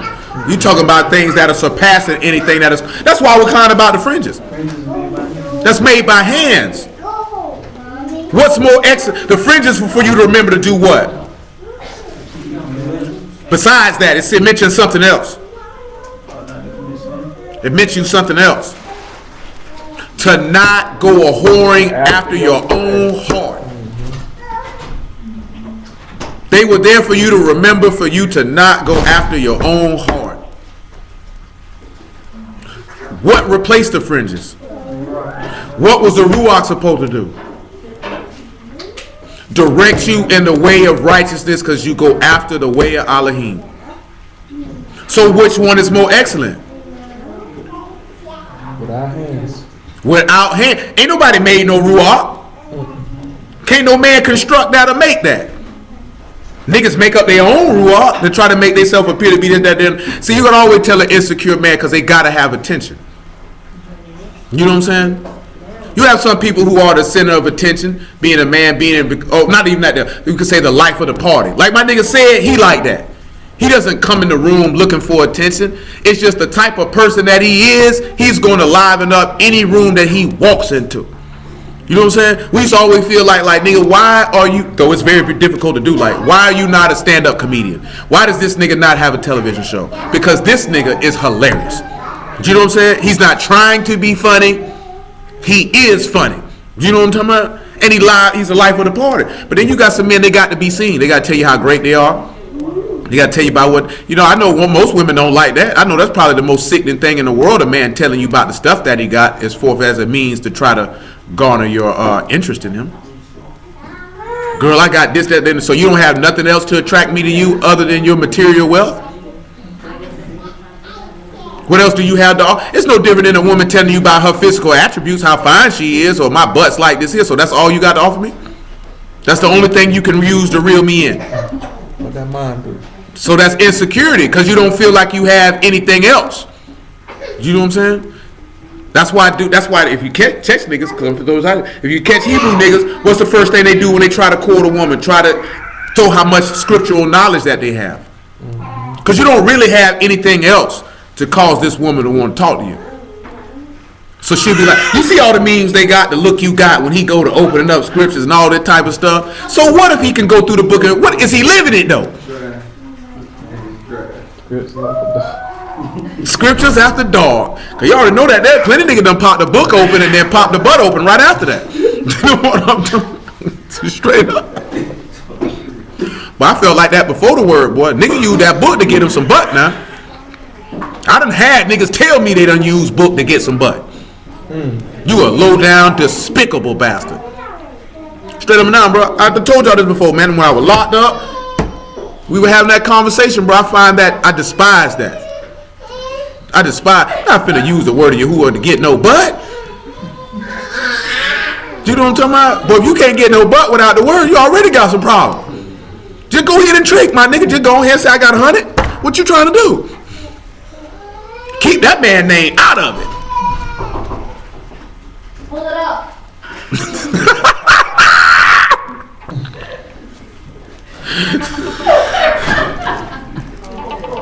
That nigga said Eddie Long like butt, all right. Yeah. Eddie Long like little boy butt. I don't care all that time I speak ill of the dead. Screw that nigga. You supposed to speak ill of the dead. He said let the dead bury the dead. Those that's in Elohim are alive, they ain't dead. So you can't never speak ill of the dead. Y'all, they was already ill when they hit the grave, nigga. What do you mean? You know what I'm talking about? Nigga, why don't hear right here? Oh, he dead, so you don't want to tell the truth. Care nothing about because that nigga dead? Shoot, that nigga was a faggot and a liar. What do you mean? You know? One when he was alive? He was one when he was alive and he one that he sleep. Shoot, nigga talk bad about you while you sleep in the back room. So you think I'm gonna talk? So you think you gonna spare a nigga because he at the cemetery? Lord, nigga, get up out of here, nigga.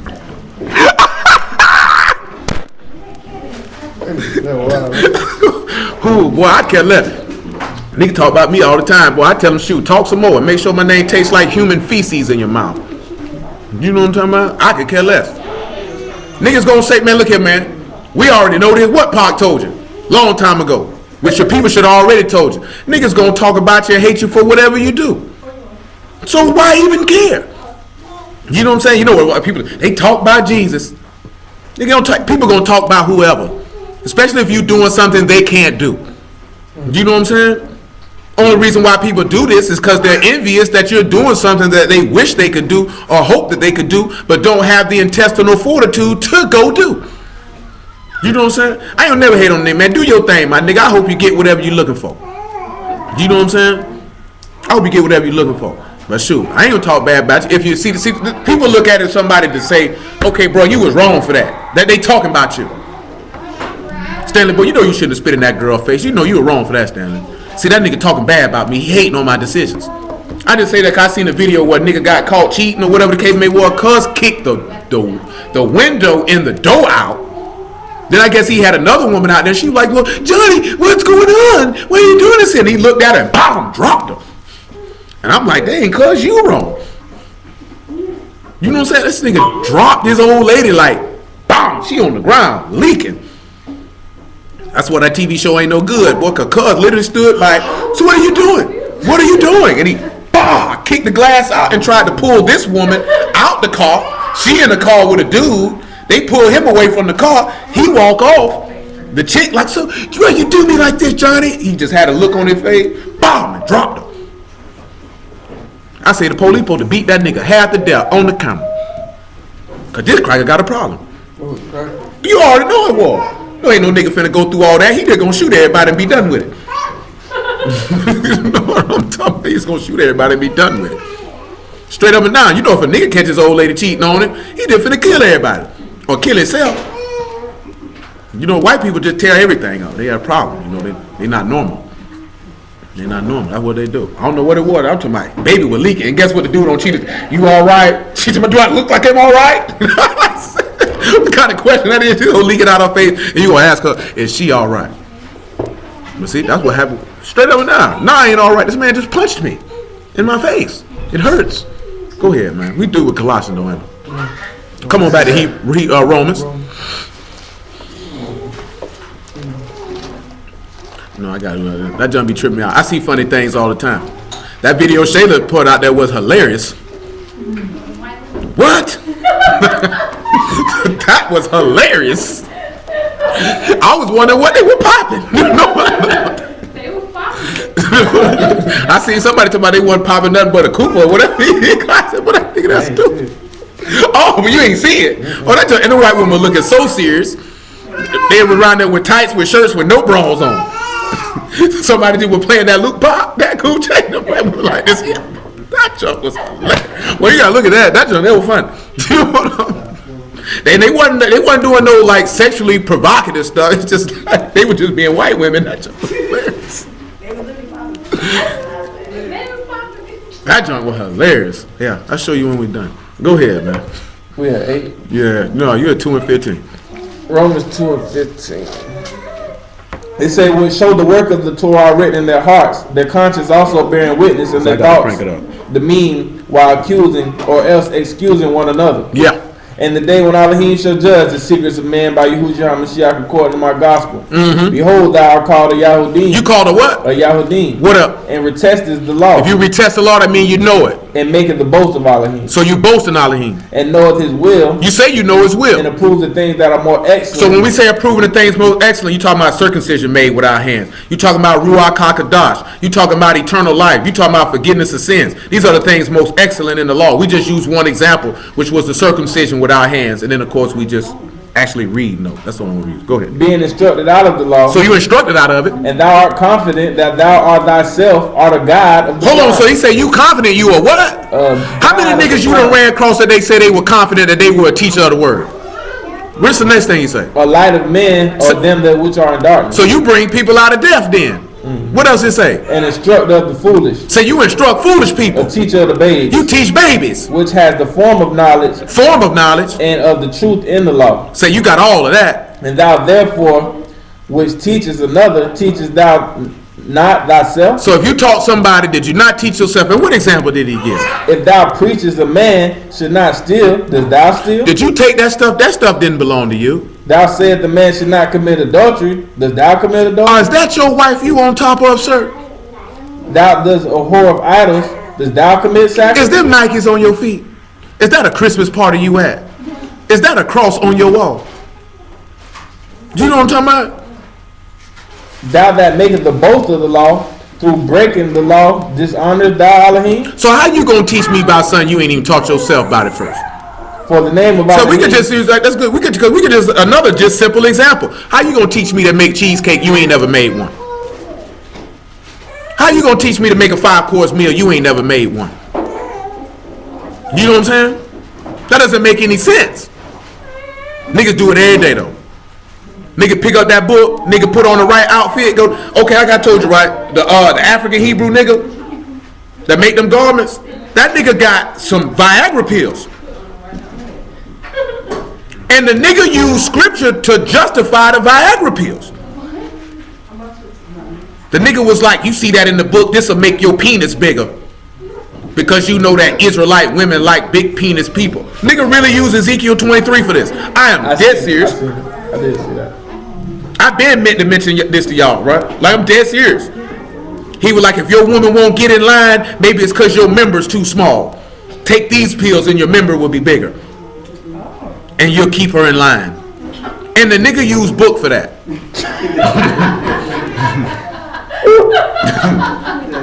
Nigga used Ezekiel 23. And that to sit back and say that he said that men had a horse member.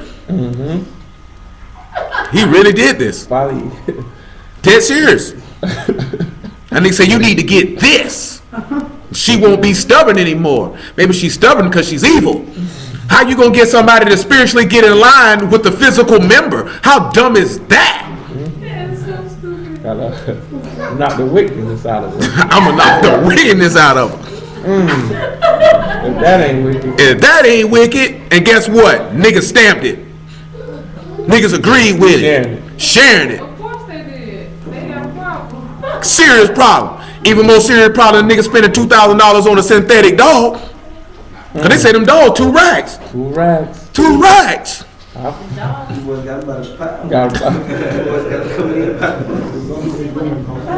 you know what I would do if I walked in a nigga house and I caught that nigga on top of a 6 dog.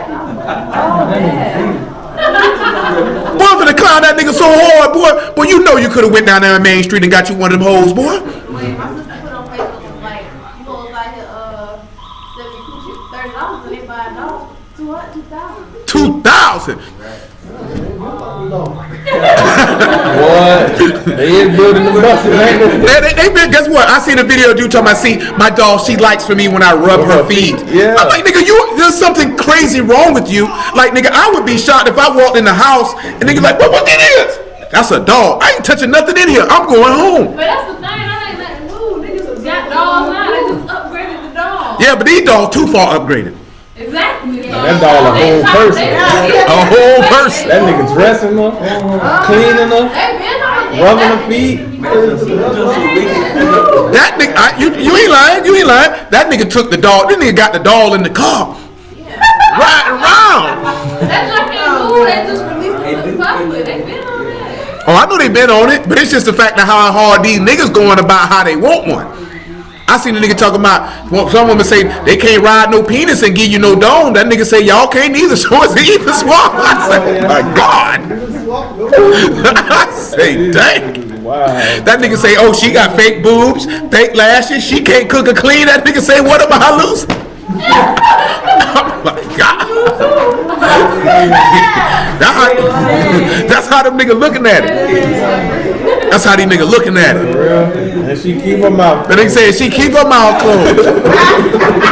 But don't say nothing. I told her that night, I seen a video where nigga say he had a picture of a dog. That nigga say I was trying to get freaky with her and put her legs behind her head and her leg broke. I say, boy, you got a problem.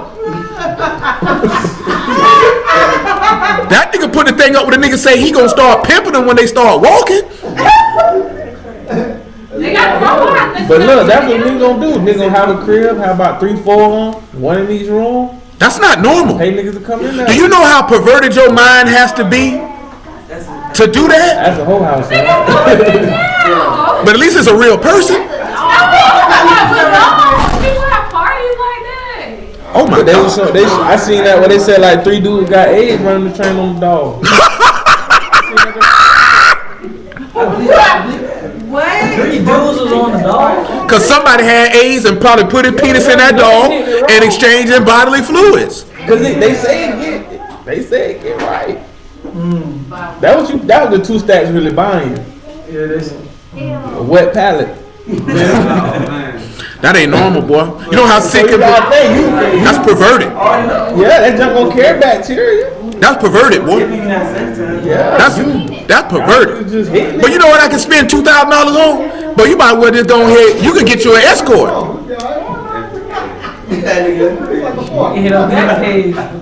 Shoot, these niggas stay on Backpage. Well, I told you I picked a chick up who caught a Greyhound and was in a layover and was tricking on Backpage on her layover. Backpage is like Craigslist, but Backpage really for young hoes who sell butt. Backpage. It be niggas on there too. Yeah, it's men and women on there selling their body. You know about them trannies, huh? No, I seen no Facebook. You ain't seen it on no Facebook, man. You was on Backpage being nosy. Being nosy. Nigga around here tricking on Plitty and Fish and Tinder and all that. Every white boy I pick up, yeah, I got this girl I'm finna meet on Tinder. I'm like, what that is? A tricking site, basically. Little trick out. Little trick out. They just ain't charging. But we told you about that last week. If you don't wake up with no wet behind and no dry pocket. Tinder. Yeah, don't do that. That's why they call it Tinder. You get your little white Tinder. Not rib meat. Go ahead, man. Yes, sir. Where we at? Romans 2. We good in Romans 2. John 17:10. All jokes aside, boy, these people perverted in this world. They're crazy. Like I said, I know niggas been had sex dolls. It was just the reaction of men to the doll that was throwing me off. Yeah, regular definitely men. People in Hollywood, they been doing this. Nothing new to them. Well, we know Hollywood people, they weird. Niggas weird. You ain't gotta be in Hollywood. Niggas around the corner weird. Y'all see how I say we talking about the scene? How many of y'all gonna boycott Netflix for Monique? Y'all gonna boycott Netflix? I ain't even paying for mine. Ain't nothing much to boycott. Nigga say Monique say y'all gonna boycott so she can get an extra 1.3 million, nigga. Go ahead, man. I'm just being funny, man. Shoot. I ain't got nobody offering me $500,000 to turn down. So you know what I'm talking about? I tell all the jokes you want me to tell too. It's not on Saturday. I tell all the jokes. And they felt like all truth be told though, all jokes aside, that ain't nothing but a negotiation tactic. She's just trying to do something to cause them to up that price. That's all. We're at John 17. Nope. In 10, let's roll. It say, and all mine are thine, and thine are mine, and I am esteemed in them. And now I am no more in the world, but these are in the world. I come to thee. Kadosh Father, keep through thine own name those who thou hast given me, that they may be one as we are. One as we are. While I was with them in the world, I kept them in my name. What? Those that thou gavest to me, I have kept, and none of them is lost. None of them lost. But the son of perdition. So again, if you only get lost, it's because of what? You was never his. You were never his. Go ahead. That the scripture might be fulfilled. What? And now come I to thee, and these things I speak in the world, that they might have my joy fulfilled in themselves. Yep. I have given them thy word, and the world hath hated them, because they are not of the world, even as I am not of the world. See, that's the key thing we're talking about being. If you're of the world will hate you. As the Apostle John wrote, the world hear you because you speak of the world. The world hear us not because we not of the world. That's why I can tell you, like, I don't have no friends that don't deal with the book. They not fooling with a nigga. They don't want to talk to you. They don't want to see you. They don't want to hang out with you, and you shouldn't take it personally. Because that means he done pulled you out of the world. That means he done taught you to make a sacrifice so you can separate yourself. He told you in Leviticus 20, I severed you from other people that you should be what? Mine. See, you so worried about being attached to these other people that you're not trying to be attached to the person who's separating you for the cause to belong to him. That's what, see, before I got any deep off in the word, like I was able to understand these things early, so my mind is already mentally prepared that you're not going to have any friends. You very well may be by yourself. This is your reality, but the end goal is more important than what you're going to lose. See, when Paul say, I count all things but lost that I might attain to the excellency of the knowledge of Yahushua HaMashiach, and I count them but as dung. See, you niggas worry about what you're going to lose or who you're going to lose. Not thinking in your mind, you're going to lose the living Elohim and everything he has to offer. That's not a, that's a shoot, nigga, I'll holler at you, bro. I'm good, B. I can lose my mama, sister, brother, auntie, cousins, friends, whoever, wife, children. But I got God, though. Oh, well. I'll holler at you. It's nothing personal. You know what I'm saying? Still got love for you. You need me, you know. I got you. But I don't care nothing about losing you. Do y'all even think about, does the thought about losing y'all ever enter your brain? You know how desperate of a feeling that is? So why you care about losing somebody who's flesh and blood that can't do nothing for your soul? Because if you know it's Yah, like I told you last night, if it's Yah and Yah will send you who you need. He'll send you, you don't need, if he separate, you don't realize that he separated you from Egypt and gave you everything and everybody you needed. You didn't need them people back there. Leave them back there. That's why I told you, if y'all send somebody to you and you don't want them, he ain't sending you another one. What you think? They didn't want Yahushua. They still looking for another Messiah right now. Ain't another one coming. He done already came. You ain't getting another one. I don't care because you didn't like this one. Imagine if Isaac said, I don't want Rebecca, I want a different one. Nigga, what do you mean? You think you're going to get another one? So you think that I set up a solid woman for you, and you say, no, I don't like her, I don't want her, I'm going to wait on the next one. Ain't no next one, nigga. That was yours right there. You done missed out. See, that's how we think y'all operate. Oh, man. Well, I ain't going to say, y'all, shoot, Hebrews might think it, but more Christian people think, that's not the man for me. I know God got somebody for me. Yeah, it was that nigga. You rejected him. So you get no one. Or you're going to be, like dude said, a woman say, I ain't gonna do this here, and you 43-year-old with 7 cats and no kids. Same thing with the dudes. You're going to be walking around here, you ain't going to have nobody because the one that was for you, you turned it down. See, we had somebody. We turned him down. Some people accepted him. Most of them turned him down because he didn't come acting or looking or talking like they thought he should. So they said, that's not the one. That's not the one God got for us. He got somebody else. Why you think they said, is he the Mashiach? Well, what did them people say? If he ain't the Mashiach, is another one going to come and do more stuff than he did? Because they sitting back looking at it, ain't no way, this got to be the one, because I can't see nobody else coming through doing none of this here. Some of them had enough sense to know, but this the only one y'all sending. He ain't sending another. This got to be him. Ain't nobody else coming to do this here. Ain't nobody else coming to do this here. So we'll overlook it. Because could we be selfish? We have in our mind, I want a man or a woman or somebody to look like this and talk like this and do like this. He's a good guy. He's a godly man, but I know God got a godly man for me or a virtuous woman for me. Yeah, they don't win and marry somebody else because you turn them down. You know what I'm saying? Or they don't win and serve somebody. What did Paul always talk about? If you niggas don't want it, where he said he was going to go? I take it to the Gentiles. They'll receive it. Oh, you nigga don't want it? I bet it's somebody over here who will, since you keep turning me down, thinking he gonna send somebody else around here to you. He ain't gonna send nobody else around here to you. Because you don't, see, that's what we think. See, when y'all kept sending the prophets, he was sending the prophets to cause you to repent. But guess what happened after that? Didn't he say our prophets stopped prophesying, didn't they? Stopped coming. I'm not finna keep sending them and you ain't accepting them. What I'm gonna keep sending them for? And you killing them. And you killing them. Locking them up, mocking them, misusing them. Let me send my son, he might receive him. And I'm going to kill him too. So we have to sit back and look. That's why I told you, right? What did we talk about last night in John 7 and 17? What did he say? If you know his will, he said, if you do his will, you'll know if the doctrine is mine, if I speak of myself. So people not able to identify who's of Yah and who's not because you're not doing his will. Because if you were doing his will, you'll know. That's one of his. How you know? Because I'm one of his. Well, how you want to hear? Because I'm doing his will and he is too. That's how you know. That's why I say niggas say he doing his will, but he throw them fringes off in a heartbeat, climb right up on top of you. But how can you take a woman through 5, 6 verses, 2, 3 chapters, and then say, baby, let's go over here and have some sex? You got to be the wickedest nigga in the history of mankind.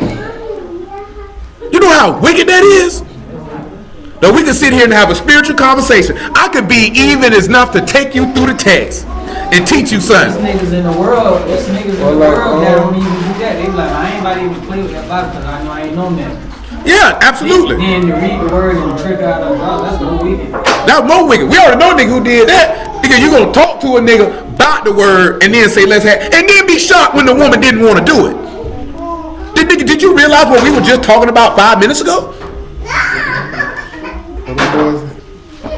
Have full study, man. After we get drunk. I'm like I said, I ain't condoning getting drunk. I can see you going to do that. But the fact that you can sit down with another human being, the text say the woman is the weaker vessel, and you can take this man's word, and then right after ministering the word to her, say, can you minister unto me? Come on, man. That ain't what's happening. Exodus 34. That is not what's happening. Serve you, I serve you. Serve you, you serve me. I don't even see a nigga doing that if they married. Like, how can we transition to that activity from this? That seems like a real awkward transition. Just the transition I was looking for. Like, I'm talking about even if you were married, like, how do we transition from that to that? From godliness to now let's have sex, baby. Let's have some sex. Like, how does that transition occur? You think that might go like that? That's what I was saying. Go like that. I think they go like that. Next thing you know, you start feeling. Next thing you know, they get. Well, from what I've been told from some of them niggas go from text to butt. So they say, let's go have some sex. Pretty much. That doesn't mean as they was reading. So you. It be rare when you cut dry like that. Most niggas be trying to. I'm just saying what I've been told because I don't know because I've never done it. But at the same time, just like they were saying, it's women that be getting off about the word, getting off by watching niggas. That is true, because I done seen a lot of Hebrew women online that say be dead serious and she rubbing on your thigh. She ain't rubbing my. Keep your hands to yourself. I'm just saying. Now, if you, yeah, that's what I'm saying. Because if I'm reading the word and you trying to fill me up, you going home. You can be my wife and you going home. This is not the time for this. It's bad timing. Bad timing. Bad time. I'm dead serious. I'm just going by what nigga tell me. Nigga tell me they flip that book open, hit them with a little something, transition that conversation over, and next thing you know, sin is in the air. That boy, that wow. I'm dead serious. That's what nigga tell me. My conscience couldn't allow me to do that. You know what I'm saying? That's some wickedness right there, boy. That's some wickedness right there. After the word, I'm talking about married or not. Even more if you're not married. Yeah, but I'm like, really? That boy said, search the script. Nigga searching, all right. Nigga searching. Nigga say the because you know search mean to dig or excavate. Nigga excavate. That boy, yeah. Come on, man. I'm gonna leave y'all alone because that wasn't right. It ain't nothing right about it. Exodus 34, man. Pick me up about verse. So again, right? Just remember that the word for table is luach. So all that we just went through and the other stuff that was attached to it, lamad, and kat. The teaching of the sacrifice that separates. So when you look at offer yourself as a living sacrifice, or take up your stake and follow me, or even has Mashiach humbled himself unto death, even the death of the cross, that you should realize that the law, which since we've been going through the Turah, that's all we've been seeing in it. That is teaching you how to separate yourself or to offer yourself. So when we actually get to the book of Leviticus, where all the sacrifices are at, then they're going to take on a whole different perspective. So you notice that he made the first table and it was supposed to teach you to sacrifice. Then he redid it. And you actually were going to sacrifice and live forever behind it. Continuing on, sir. Exodus 34. Yeah, we had, verse 10? No, I had you pull verse 10, but actually... You want the top? No, actually you can give me verse 5. 34, Exodus 34 and 5. It said, Yahuwah descended in the cloud and stood with him there and proclaimed the name of Yahuwah. Yeah. And Yahuwah passed by before him and proclaimed, Yahuwah Elohim, merciful and gracious, long-suffering and abundant in goodness and truth, keeping mercy for thousands, forgiving iniquity and transgression. The word for iniquity, for forgiving in that verse is nasa. And you know that particular word itself means to lift up or to carry or to sustain. And what characters do we have for that? We have the Nun, the Shan, and the Aleph. So what does forgiveness is telling us? If we got Nun, what do we have? Seed of life. We got seed of life. If we got Shan, what do we have? Destroy. And if we have Aleph, what do we have? First head with the strength. So the strength. So then we have to sit back of the seed of life destroys the strength. We already read in Romans 7 what that was, wasn't it? But we're going to read it in another place. Get me 1 Corinthians 15 and 53. Because we got to realize something, right? The head, the seed of life destroyed the strength. And we can see that in John 16 as well. This goes back to another reason. The seed of life, 1 John 3 and 9 says what? He that born of Elohim sin not, for his seed remain in him. Luke 8 and 11 tells you the seed is what? The word.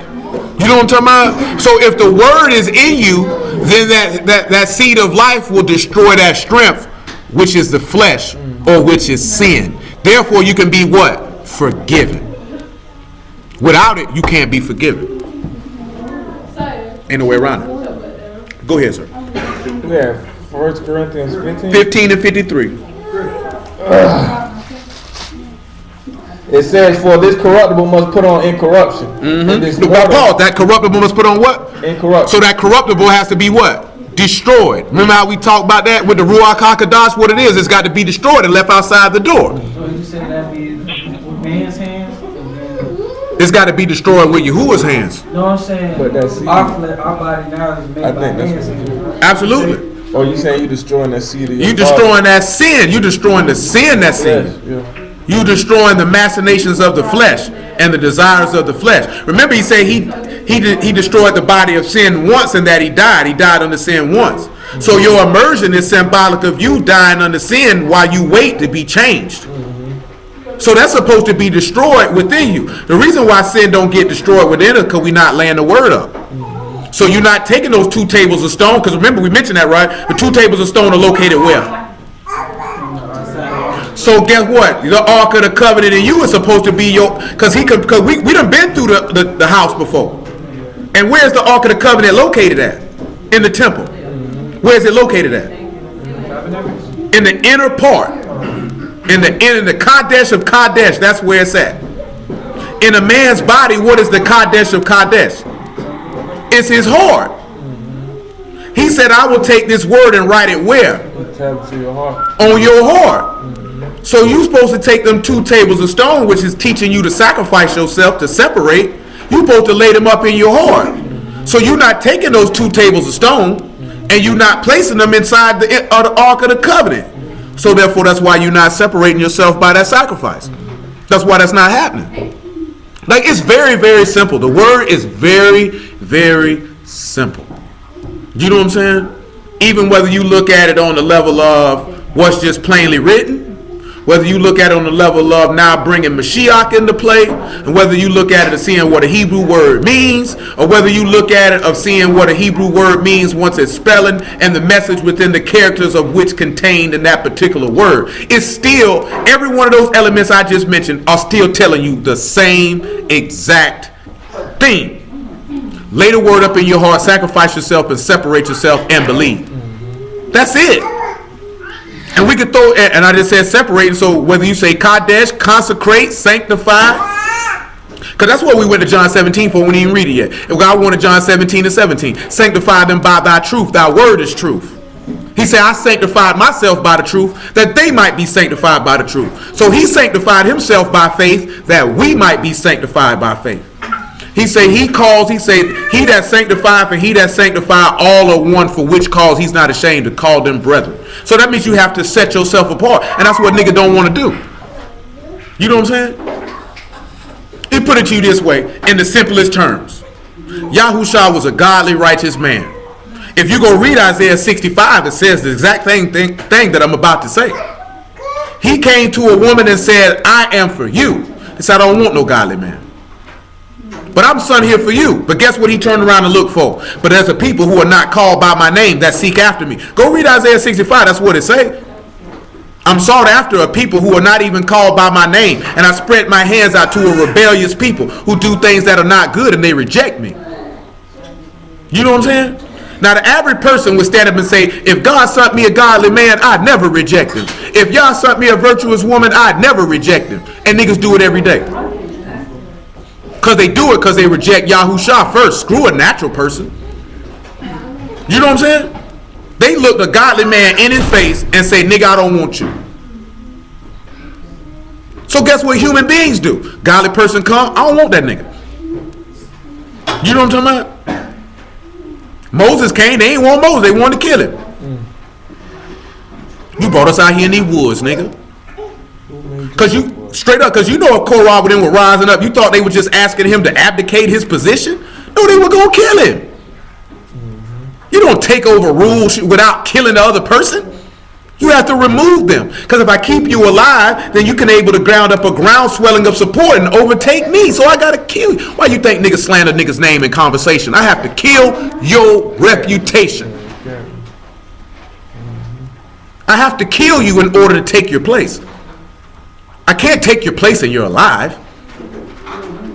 You know what I'm saying? It is what it is. Come on, man. Because I got another point with the marvels that I must do. We at verse 53. Yes, sir. Let's roll. It said, for this corruptible must put on incorruption, and this mortal must put on immortality. So when this corruptible shall have put on incorruption, and this mortal shall have put on immortality, then shall be brought to pass the saying that is written, death is swallowed up in victory. Death is swallowed up in victory. The sting of death is sin. The sting of death is what? It's sin. And the strength of sin is what? The law. Oh, man. What did we just look at when it talked about strength? That's what we came there for. The strength of sin is the law. So what's able to make the sin strong is what we read in Romans 7. I wouldn't even known sin if it wasn't but for the law. So I had to have something to destroy that was stronger than that. To overtake that, to consume that, and to destroy that in the inward part of a man. Because you conscious and aware of sin, because once you read the law, you know what sin is. He said, I wouldn't have known sin unless the law said what? Thou shalt not covet. So until you knew the law, if you didn't know the law, you didn't know what sin was. So therefore, then it didn't have any strength. But once you know, oh yeah, that thing got some power over you now, because you know what you're doing. You know what you're doing. That's why Peter told you that it was better for a man to have never known the way of righteousness than to know it and to depart.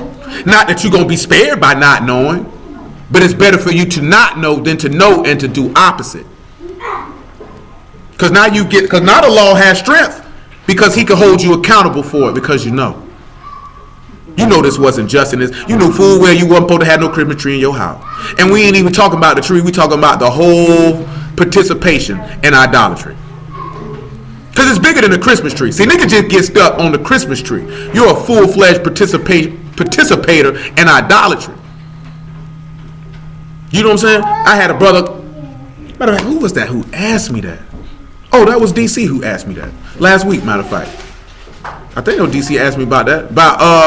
Or was somebody else? Like, I know somebody who preached the word, who earnestly believes that whatever star you were born under, your zodiac sign you were born under, that dictates your characteristics and your personality. You know what I'm saying? I ain't never believed that personally. You know what I'm saying? I feel like people's personality and character are built off their life experience, who they were raised around, and the choices that they make. You know what I'm saying? Because I done had many people get in my car and be like, what sign you is? I'm like, I don't participate in none of that. And they'll be like, they'll try to guess it. And they be wrong every time.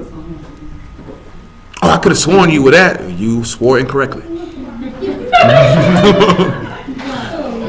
You know what I'm saying? But for real, I know that people put a lot of stock into it. I didn't put stock into it before the word. You know what I'm saying? Like if a nigga read a horoscope, that's something you reading as entertainment in the newspaper. Because it's there. Because I read the newspaper. Because, you know, I'm old. So, you know, I was used to doing that. You know, nobody does that anymore. If you read the newspaper now, it's something seriously wrong with you. Either you just got them for something else. But, like, actually read the newspaper? Like, who's going to spend? And they charge a lot of money for a newspaper now, too. Nah, no, I'm not. $1? I could read all this online for free. You know what I'm saying? I'm for real though. You got people who will go spend money to go sit down with somebody to read their poems. Go sit down. Niggas around here playing, and I knew niggas who used to play with Ouija boards. Niggas around here playing with a Ouija board. You know what I'm saying? But you remember what our God told us to do, right? He told us, I ain't suffered you to do none of that type of stuff. You got me. What you need that for? You know what I'm saying? Because guess what? I studied this in prison before I even knew anything about the word, everything about astrology. It didn't necessarily start with the Egyptians, but they definitely perfected it. They definitely perfected it. They didn't start it, but they definitely perfected it. They were big on that. This is why he tell you don't be dismayed at the stars in Shamahim, because that's what they were doing. They were looking at those constellations, and they would dictate. We already know that's why they named cannabis cannabis. We didn't have that conversation before. That's why they do all of that stuff. And you know, white people are culture vultures. They take everything and make it like they started it. They were talking about that with the Duval chant. Now white people do. That's why I told you. Now a commercial, they make a nigga not want to do it no more. Yeah, that's not dreams, huh? They be doing that junk at work. You know what I'm saying? White people ain't never do that. White people ain't never do that. Guess what? Leonard Fournette and Ramsey ain't even from here. Leonard Fournette from New Orleans, Ramsey from Memphis, Tennessee, and they say it like they from here.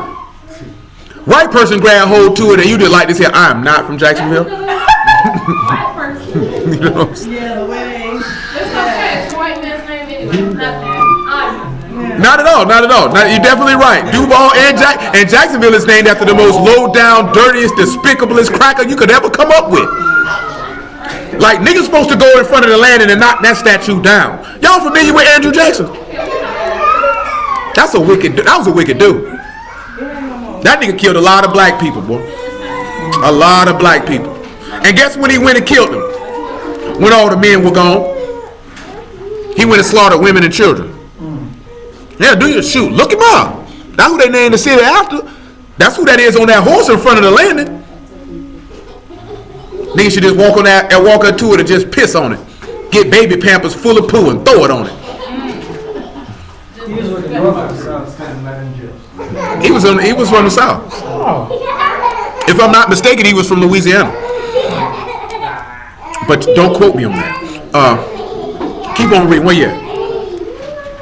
You in Exodus? Yeah, if we back on that. I had something in Corinthians. We done with it. Yeah, we done with Corinthians. Come on back to Exodus 34.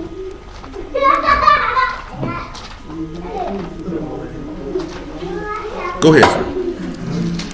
We'll focus on the NASA part a little bit later. But I got to do this thing with the Marvels. It's 5 o'clock, so. We had Exodus 34, verse 7. It said, keeping mercy for thousands and forgiving iniquity and transgression and sin, and that transgression, and that will no means clear the guilty. No means. Visiting the iniquity of the fathers upon the children, and upon the children's children, unto the 3rd and 4th generation. 3rd and 4th generation. And Moses made haste. He made haste. And bowed his head towards the earth and worship. Yes, sir. And he said, if now I have found grace in thy sight, O Yahuwah, let my master, I pray thee, go among us, for it is a stiff-necked people. It's a what? A stiff-necked people. It's a what? A stiff-necked people. And pardon our iniquity and our sin. Y'all remember the word for pardon? It's salak. The supportive teaching of separation. So in order for him to pardon your sins, he's going to give you a support to teach you to separate yourself. Go ahead. You know why it's important for us to be separate? Why is it important for us to be separate? Leviticus 19:1.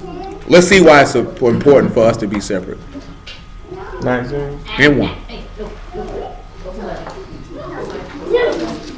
It says, and Yahuwah spoke unto Moses, saying, speak unto all the congregation of the children of Yasharah, and saying unto them, ye shall be Kadash. You shall be what? Kadash. You shall be what? Kadash. Why? For I, Yahuwah, your Elohim, am Kadash. He's what? Kadash. He's what? Kadash. So that's all. That's why separation is so important, and it comes up over and over and over again.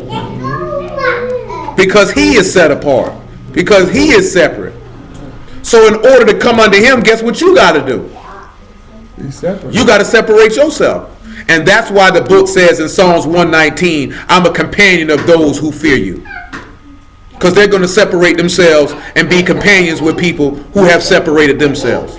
No one who has separated themselves from Elohim will even... I heard a dude quote it this morning. He misquoted it. But Psalms 139 and 20. Because he tried to apply this to white people. Just like a nigga would.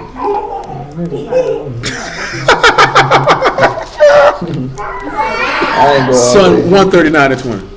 It says, for they speak against the wicked. They speak against thee wickedly. They speak against who? Thee wickedly. Pause.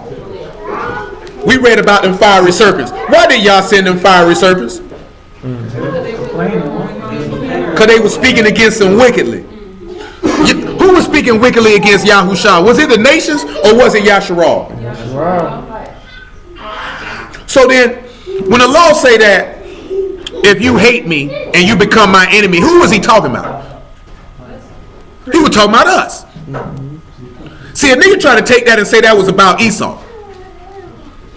But that ain't who David talking about. Who was David's enemy? Let's just be real with it. Going through the book, who was David's enemy? Saul. Philistines wasn't David's enemy. They had no problem with David.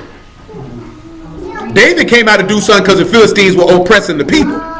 But we talking about David's enemies. Saul was David's enemy. Absalom was David's enemy. Joab was David's enemy. All of these three men had one thing in common. What was that? They was Yasharal.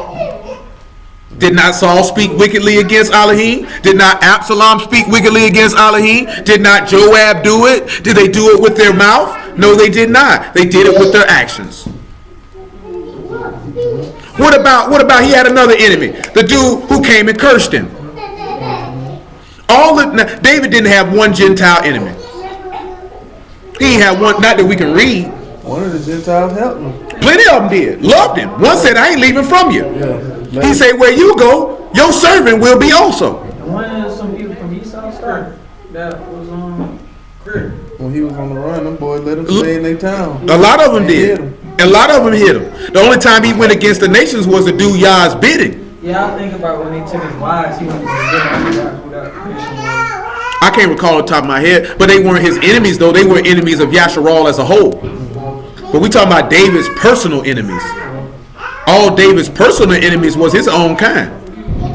What did this man tell you? A prophet is not accepted in his own house. And a man's foes will be they of his own household. An outsider ain't gonna have no. Why would a Gentile hate you? We talking about in them days and times, not the racism that we deal with now. What would a Gentile hate you for? They didn't have a reason to. They stayed over there worshiping their gods, doing what it is that they did. And if they had a problem with us, it's because they were trying to conquer a land like most city-states do. Like most kingdoms do. We're trying to expand our territory. So we got to take you out. But you don't read nothing where the nation say, I hate you because you Israel. You don't read that nowhere. They hated you because they hated your God. Because I can't read nowhere in the book, even with Haman. Haman didn't want to kill us because we were Israel. He wanted to kill us because we didn't live like they lived. Our customs. Because if you can let me know, I can take it. I ain't read nowhere in that book where anybody hated us because of our nationality. I've never read that. But I have definitely read where they hated us because they had a problem with Yahuwah. When that nigga from Moab rose up to take us down, he was taking us down because of Yahuwah giving us their land. It ain't had nothing to do with us. It ain't had nothing to do with us. If y'all wouldn't have gave us their land, he wouldn't have had no problem. The king of Bashan and the king of Sion, he ain't had no problem with us other than our God. So the niggas will say, well, what about Psalms 83? But what was they taking that crafty counsel for? Because they hated your God. They are taking crafty counsel against thee. Racism in the aspect of we know it in these modern times, you don't see that in this book. Well, let me not say racism. Prejudice. You don't see that in this book. Or even when they say the Egyptians abhorred the shepherds. It didn't even say they abhorred Israelites. It said they abhorred shepherds. Our custom. Because you can see they didn't have a, you can read in there, they didn't have a problem with it. Why did they put us into slavery? Because they gonna join with the other people who enemies of ours and take us down. It ain't had nothing to do with their skin tone or their nationality. It was strictly political. It was strictly political. Prejudice and racism as we know it now, that comes from the heart. They really got a problem with you because of who you are and what you look like. But in antiquity, it seems to contain in our records, that wasn't the case. I know people may not want to hear that. Because every Israelite, who was their number one enemy? Who blocked Jeremiah up? Who was killing all the prophets when Ahab was king? Ahab was, because his wife was with it and he was stamping it. He knew, he could have said, no, ho, you can't do that, ho. Because I'm talking about this, because see, Jezebel gets a reputation that's a little different. Jezebel was not a whore. Jezebel was a manipulative woman on a weak man. You know what I'm saying? Period. That's what she was. You know what I'm saying? See, if niggas gonna say, okay, this woman's a because niggas always say a woman a Jezebel because she didn't listen. The book didn't say that Jezebel didn't listen to Ahab, not now time. Jezebel was trying to protect her own self-interest, and she knew she had a man she could work over to further her self-interest. Because the prophets of Yahuwah would damage her self-interest. She's a Baal worshiper. You know what I'm saying? So she needed a weak man such as Ahab, who was seeking to further whatever it is that he want to turn his head to whatever she had going on. Because where you think all that Baal worship came during his reign? It came from that nigga. Came from her, and he let her do it. Come on, man. The worst thing in the world is a man who let a woman control you. You's a sucker of the highest order. I'm talking about without the word, you a sucker. With the word, you less than a man. There ain't no way in the world you got the word of Elohim and a woman can dictate you and manipulate you and move you. You are a coward. Do you know what I'm saying? That doesn't mean you have to be disrespected. No, we're not doing that. I don't care how many tears you shed, how much you stamp your feet, grit your teeth, it means absolutely nothing. Righteousness will reign in this house, or you can go sleep in a van down by the river. Straight up and down. Because what did Yahushua son of Nun say? As for me and my house, we gonna serve Yahuwah. That's what's going on in this house, and you don't have to live here. Because ain't no compromising when it comes to that. You can compromise on anything else you want to. Baby, I don't feel like cooking tonight, but I want a home cooked meal. We can order pizza. I'm cool with that. You can compromise that. You can compromise on what television show you want to watch or don't want to watch, or whatever stuff that people compromise on. But the word of Yahuwah can never be compromised. You cannot say you a righteous, godly man and compromise godliness for no woman. You a simp and a coward and a buster. Ain't no way around it. Because you were Ahab, and we know about Ahab. What Ahab did when he went to weeping and crying. Ooh, he said, you know what? I'll kill you later. I ain't going to kill you now. He ain't telling me what I'm going to kill you. He said, I ain't going to kill you. I'll kill you later. I ain't going to kill you now. Straight up and down. You don't want to be no Ahab. Don't be no weak man. Stand for the word. Then we already read that and understand and be what? Men. Stand for what's right. And if that woman don't want to be with a man who stand for what's right, then that is not the woman for you. If you're a woman and that man ain't propagating and standing for what's right and going to sit back and not allow anything else, I'll let you do what you want to do. That ain't the man for you. You should want a man to demand you to be righteous and upright because he's demanding that of himself. So when he come demanding from you to be just, then ain't nothing you can say because you know he doing the same thing. Go ahead. On the little song. Yeah. Oh no, we ain't finished it though. Psalm 139:20. Come on, I got 20 more minutes. It says 21. Do not I hate them, O Yahuwah, that hate thee? Do not I hate them that hate thee? And I am not grieved with those that rise up against thee. So he's sad at the people who rise up against y'all. I hate them with a perfect. I hate them with a perfect hatred. And I count them mine enemy. And you my enemy because you hate my God. Search me, that's good. That's good because you hate my God. That's what makes you my enemy. Go ahead. Dang, them crackers. It says, search me, O Elohim, and know my heart. Psalm Exodus 34. We good, man. Back it down. Let me. Well, Eugene getting around the room.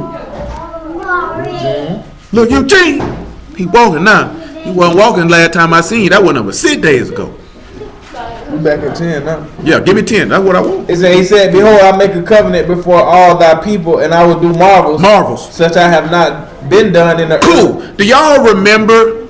Do y'all remember the word for marvel?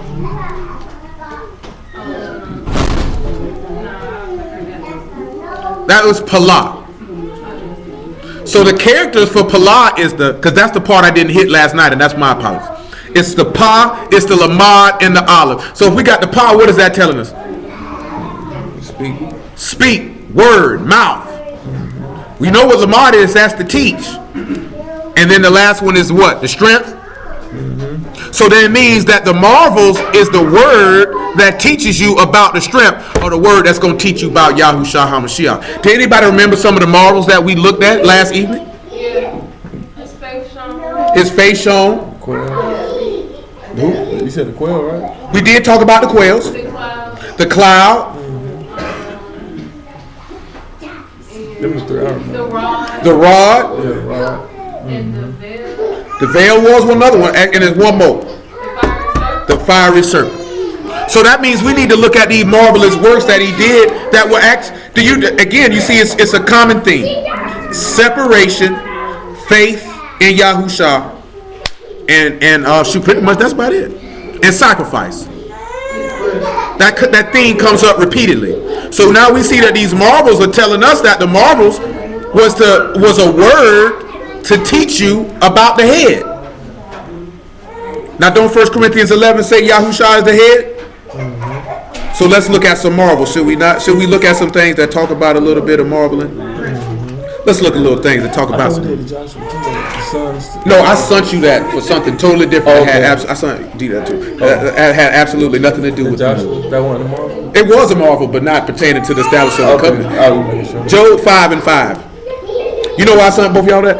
To sit back and show you how he say that somebody did a great work, that Moses did a great work, Yahushua was his man who he laid the spirit on. He did a great work to show that he would do a great. Because Moses did some great works. He didn't do a great enough work to make the sun and moon sit still. Yeah. He did a great work to make it go dark. It was greater works after that. Straight up. Yeah. I'm just holding that. Yeah, I got you. I can rock with that. I'm just holding that. You said Job 5 and 5. Job 5 and 5. Now, any of these places where we see marvelous at, it's the same word. It's Palah. The Pa, the Lamad, and the Aleph. The word that teaches of the head. Bottom line. So when we look at all of those marvels, they teaching you about Yahushua, which takes it back to what? The law is your schoolmaster. No, that's talking about the Levitical priesthood, you idiotic clown, you. That's just dumb. You don't even see nothing about sacrifice in that epistle. He ain't even talking about that. You know why they throw that in? Because the Levitical priesthood is where they learn the law at. So he was talking about them teaching them the law then. Not no sacrifices. See, niggas forget that. In the land, nobody taught the book other than Levi. Nobody. You know what I'm saying? Judah ain't teach no law.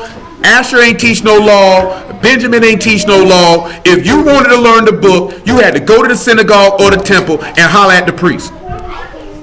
Period. You know what I'm saying? Period. That's the only way you got it. Prophecy is something totally different. There were prophets of every tribe, and they prophesied all amongst the people. But there was a reason why Yah said there had to be Levites in every territory amongst every tribe. How were you going to learn the law? They did not have, I don't need no priest to teach me in my house. See, I teach my house. Because see, I'm the man of this house. Ain't nobody else teaching my wife. The men didn't even have that type of wicked mind. They were grabbing their wife, baby, we got to get to the temple now. You know what time service starts. We got to have a Kodesh convocation and we got to go. And they were there until they forgot Yah days without number, and then they stopped coming. So at the end of the day, if the nation wants to be rebuilt, how niggas want to push it, then the men have to do it. You know what I'm saying?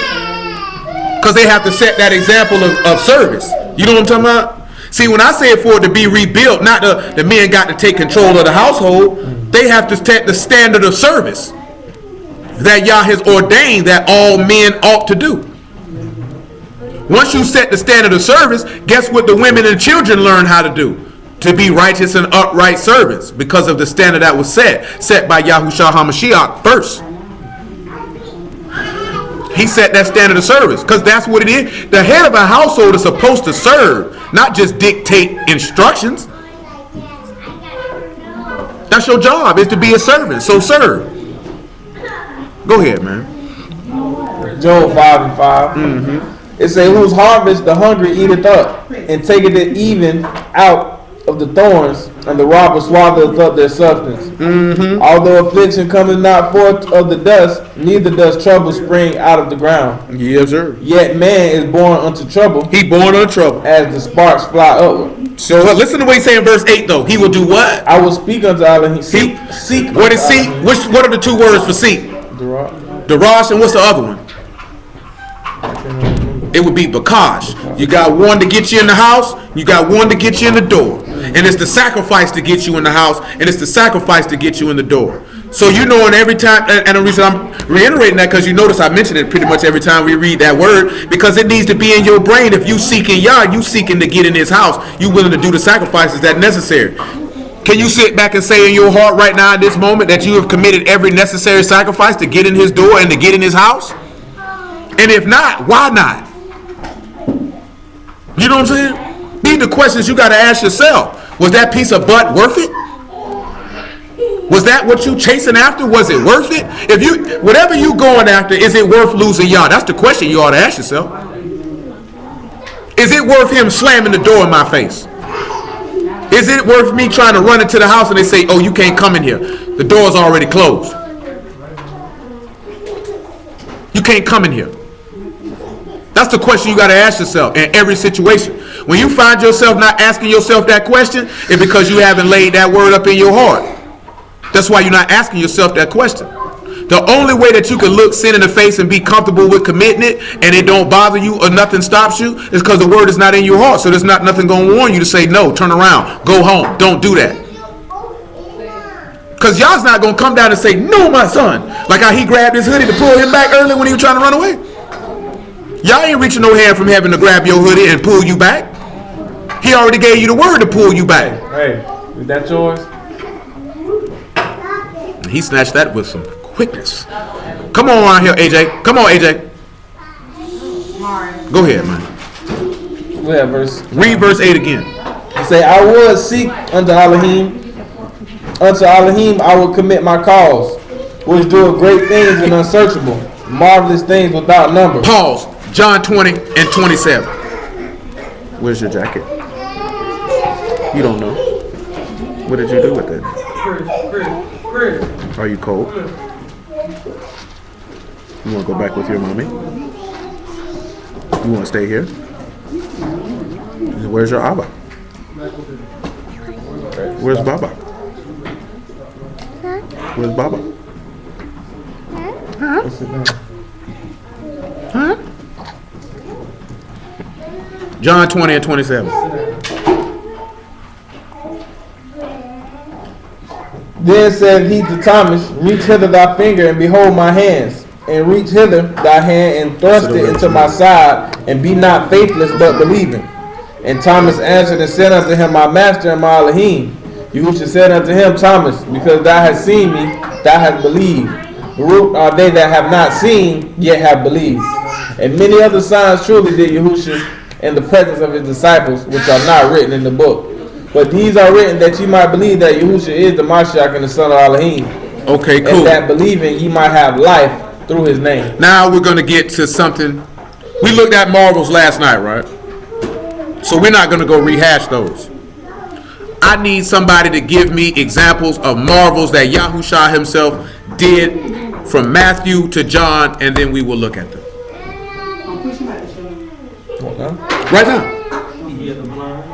He healed the blind man. John chapter 9.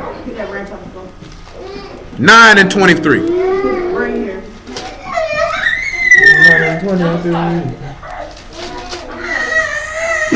It says, therefore he said to his parents, he is a Back it up to when it started.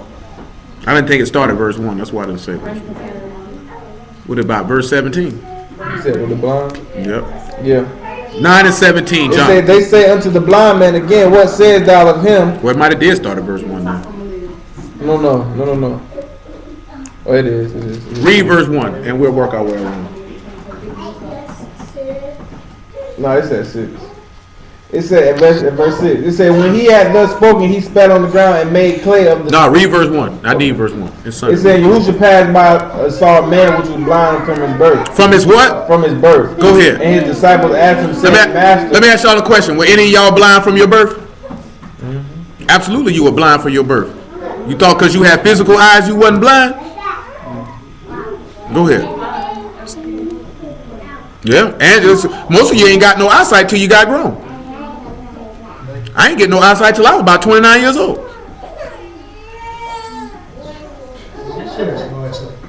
Yeah. You tried one. It worked out well for you. That's why you can't grow a beard so hot. And the disciples asked him, saying, Master, who did sin, this man or his parents, that he was born blind? Yeah. Yahushua answered and said, neither have this man sinned, nor his parents, but the works of Elohim should be made manifest in him. So that means so a marvel could be made manifest in him. Read verse 6. It says, you heard what she told you. When he had thus spoken, he spat on the ground. Spat on the ground. Hold on. Now if you roll your eyes at her one more time, we're going to beat your behind.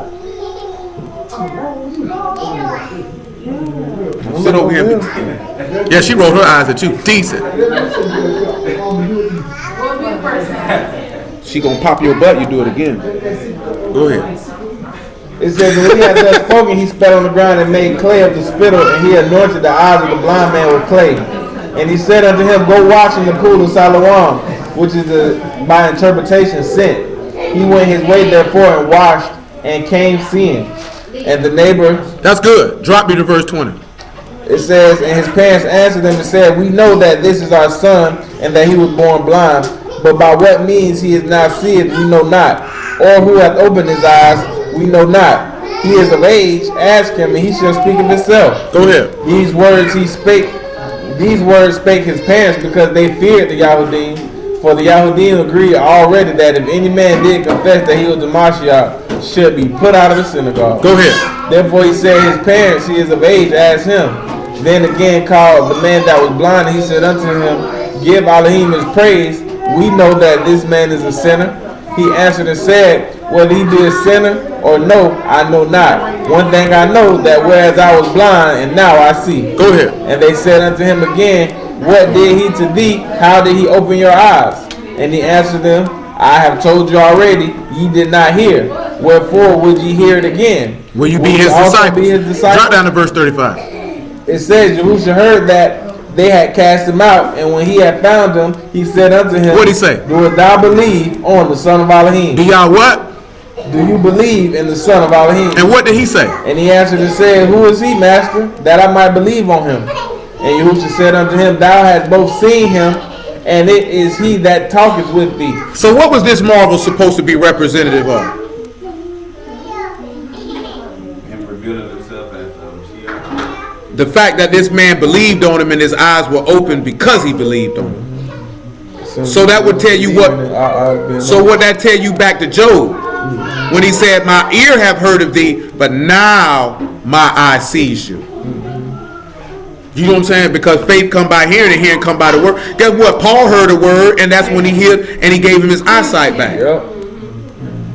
Because you know why he made Paul go blind? Because Paul was blind the whole time, though he had eyes. What did the man tell you? They have eyes to see, ears to hear, but they can't see and they can't hear. Even though you got eyes, you blind. Even though you got ears, you deaf. So that, because remember they asked him who sinned. He said nobody sinned. Because this is a marvel that he has to work. Because guess what? Now this is the word. What was the Pa and the Lamar and the Olive? This is the word that will teach you about strength.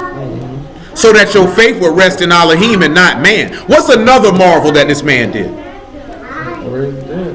He raised the dead. Let's go to Matthew chapter 9, if I'm not mistaken, and look at where he raised the dead. Yeah, Kira mentioned the lady with the issue of blood. And also with Lazarus. We'll just get Lazarus, because that's even better since Kira mentioned that. John 11. I did, but Kira mentioned Lazarus, so we'll just use her. John 11? Yeah, give me 11 and 17. No, we were going to Matthew, but Kira just that's what you want. 11 and 7. John 11 and 17. It said, then Yahushua came, he found that he had lain children in the grave that was too much noise you got going on back there. It said, now Bethany was nigh to Jerusalem and about 15 furlongs off. And many of the Yahudim came to Martha and Mary to confront them concerning their brother. So we're just looking at the fact that Lazarus is dead.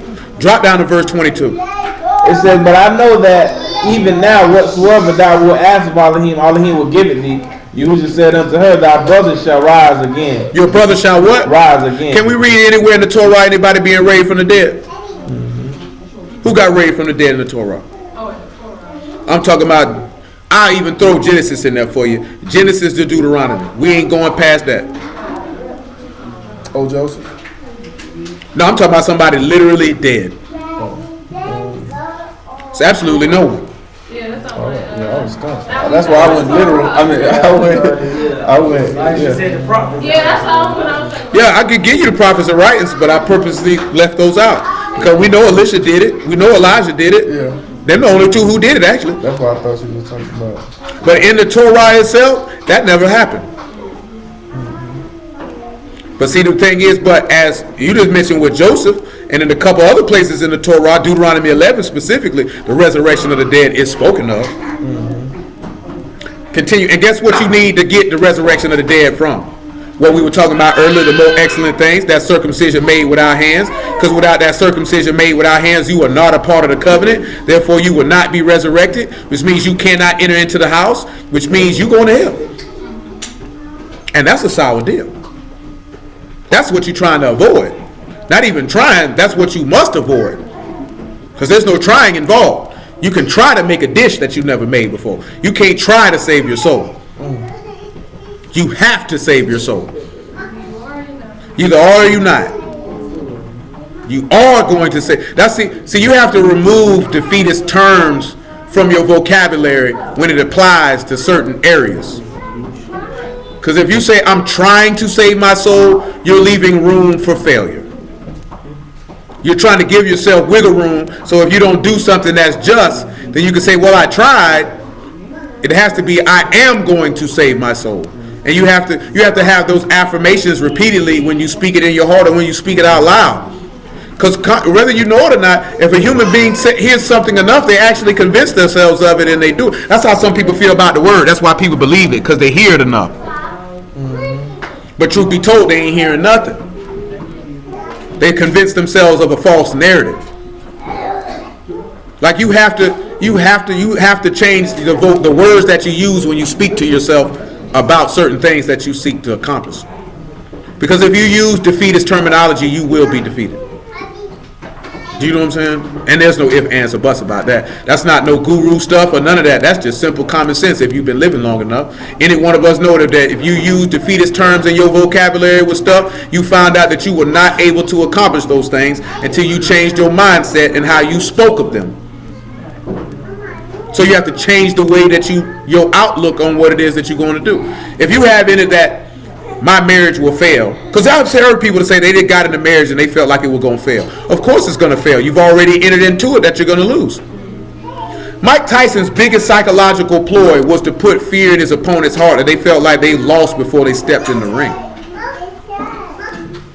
See, like niggas picking at Jalen Ramsey about what he said at the pep rally last week. But Shannon Sharp put it like this, and I feel the same. What was he supposed to say? Yeah, we ain't gonna lose, we gonna win. What is he supposed to say? Oh, he's looking past his opponent. No, he's saying we're gonna go up there and we're gonna win, and then the next game we're gonna win that too. Because clearly, if we win this game, then we're trying to win the next game. Trying to go all the way. Right. Do you know what I'm saying? Tom Brady's tough, guys, but hopefully we make it through. Because now the difference why they want to be that type of the difference is, but that's how the Patriots operate, and that's why they've been on top for almost 20 years. Because they don't say those type of things in public. See, they have a set. See, the Patriots have a set, and the reason why it's like this is what I was talking about. Bill Belichick demands a certain standard. Then his best player buys into that standard and demands it as well. That means everybody else has to as well, or you can go. So Yahuwah demands a particular standard. Yahushua bought into that standard. He demands that from everybody else. You know what I'm saying? See, that's where you sit back. Because it ain't, let's see, it's just like I heard a nigga say, right? Because Shannon Sharp was talking about John Elway. He was like, we done went over this in practice. This, that, there, and the third. It ain't no my bad when you do it wrong in the game. See, niggas so sensitive, if he was to go off on you, man, who do you think he talking to? It ain't no my bad. Because we already prepared for this. And you know how hard I work and how much film I watch and how hard I practice. So I expect the same thing from you. So now you're not giving me that. We need to get this nigga off the roster. Do you know what I'm saying? Well, this is how Yahuwah look at it. I done said, because he said, who led him in the way of understanding? Who taught wisdom to him? He taught it to his son. His son demands a standard. So it ain't no, it's, the only difference is you can hit Yahushua with a my bad. He might forgive you. Because he's merciful. Because what we've been looking at in Exodus 34, he might hit you with, might hit him with, my bad, Lord. Go and sin no more. But guess what? Keep running that wrong route, nigga. Keep running the skinny post when I told you to run a square in. You know what I'm talking about? Keep not chipping that defensive end when I told you to chip him and then go out on your route instead of straight running your wheel route. Get this nigga off my roster. You know what I'm saying? Get this nigga off my roster. Because this nigga is not, we can't win with this. You know what I'm saying? Because at the end of the day, Yahuwah is looking to win. So that means he only wants people who are looking to win on his team. You know what I'm saying? See, now if you join this team, you go and win. See, you got to look at something, right? The Father had already won. But we hadn't attained the victory until Yahushua came, because it said through him we got the victory. So now what is your victory? Is he that overcome. This is our victory, even our faith. You know what I'm talking about? So now if you get down with the see, Yahuwah looking to win. So how I'm going to win? I'm going to send my son. That's how I'm going to win. Now the son done won. Now you can get on the winning team or you can run with losers. Do you know what I'm talking about? And that's why I use the analogy of regular natural people. If you got a godly man and a sinner and you chose a sinner, you chose a loser. You picked the losing team. You chose to lose. You know what I'm saying? And what do? We chose Hashatan over Yahushua. We chose to lose. Why do you think he told him? You of your father the devil, and the lust of your father you will do. You picked the losing team. You already know who the winning team is before you even start. You were live from the beginning. You know what I'm talking about? You ain't even got. You say you like this here. I play without a contract. Just get me on your team. You ain't even got to pay me. Niggas only want to serve Yahushua if they getting something from him. I'm giving you eternal life, nigga. What else do you want? At the end of the day, what else do you want? If you was to never get married, never get rich, never get a brand new car, never get new clothes, live in the same rundown house for the rest of your life, so what? You got eternal life. What more does he got to give you? He said the only thing he required to give you was 3 things: shelter, food, and clothing. That's all he required to give you, according to the law. That's why Paul turned around and tell you, he said, having food and raiment, therefore be what? Content, because that's all I got to give you. Yahuwah only required to give you 3 things: shelter, food, clothing. He ain't got to give you nothing else. So as long as you got them 3 things in eternal life, you doing good. You can't tell niggas that, boy. You doing good. That's not to say that you couldn't desire more than that. And if Yahuwah be merciful and he granted unto you, praise be to Yah. If he choose not to grant it unto you, praise be to Yah. The shelter's in the law because he say he gave you houses of which you did not build. Wells that you did not That you did not dig. There go your water. Vineyards which you did not plant. There go your food. Your raiment didn't get old for 40 days. And he gave you raiment and jewels when you left out of Egypt. He said, go and spoil them niggas. They gonna give it to you. That coming from me, baby. You ain't gotta worry about nothing. All you gotta do is bring your black behind, nigga. You ain't gotta bring no clothes. You ain't gotta bring no jewels. You ain't gotta bring no food. I got you. But we can just go back.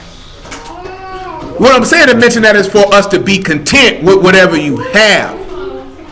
And to also realize as you get eternal life, shoot, you doing better than most. You doing better than most. If he don't give you nothing else and you got that, you ain't got no reason to complain. Because guess what your forefathers were complaining about? All we got is this light bread. This light bread.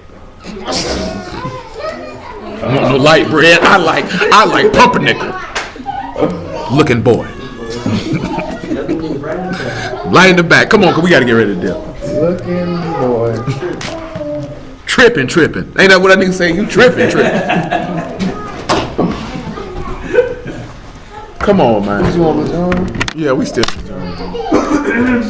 We'll continue the marvels, y'all willing, next week too. So we know we jammed a lot in a little bit of time. You know what I'm saying? We at verse 24. Martha said unto him, I know that he shall rise again in the resurrection at the last day. Yahushua said unto her, I am the resurrection. I am the what? The resurrection. And what else, man? And the life. And the life. He that believeth on me, though he were dead, yet shall he live. Pause. So with the resurrection of this here, do you not realize how that's teaching? The word is teaching. How many times did Yahushua tell him about how he was going to resurrect from the dead? So many times. Him raising Lazarus from the dead, or the young girl who died that they mocked him to scorn, was to teach you how Yahushua would raise up. He told you that in John 5. As the Father quicken whom he will, so the Son quicken whom he will. And guess what he said? Whoever hear the word of the Son of Man, his voice. Because you would have already been taught of his strength. He said, everyone who's been heard of the Son come unto the Father. But let's go ahead to John 6 and 63, and we'll call it the afternoon from there. John chapter 6, verse 63. It says, it is the ruach that quickeneth. It is the what? The ruach that quickeneth. Yep. And the flesh profiteth nothing. The words that I speak unto you, they are ruach and they are life. But there are some of you that believe not. There are some of you that what? That believe not. Yes, sir.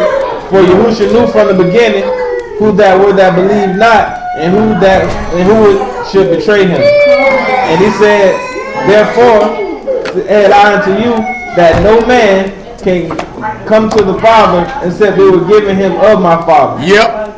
And from that time, many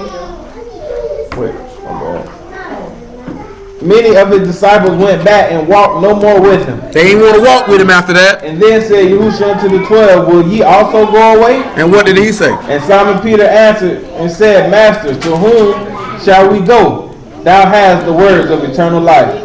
And we believe and are sure that thou art the HaMashiach and the Son of the living Elohim. Pause. So you know what that tell you? The word that teaches you about the strength, where you talk about the the luach, the teaching of the separated sacrifice. It's all showing you how the law was your schoolmaster to get you to Mashiach so your soul can be saved. But of course, you know, we're still not through with Exodus 34. It's so much more that we can delve into. So hallelujah for Yahushua in the word.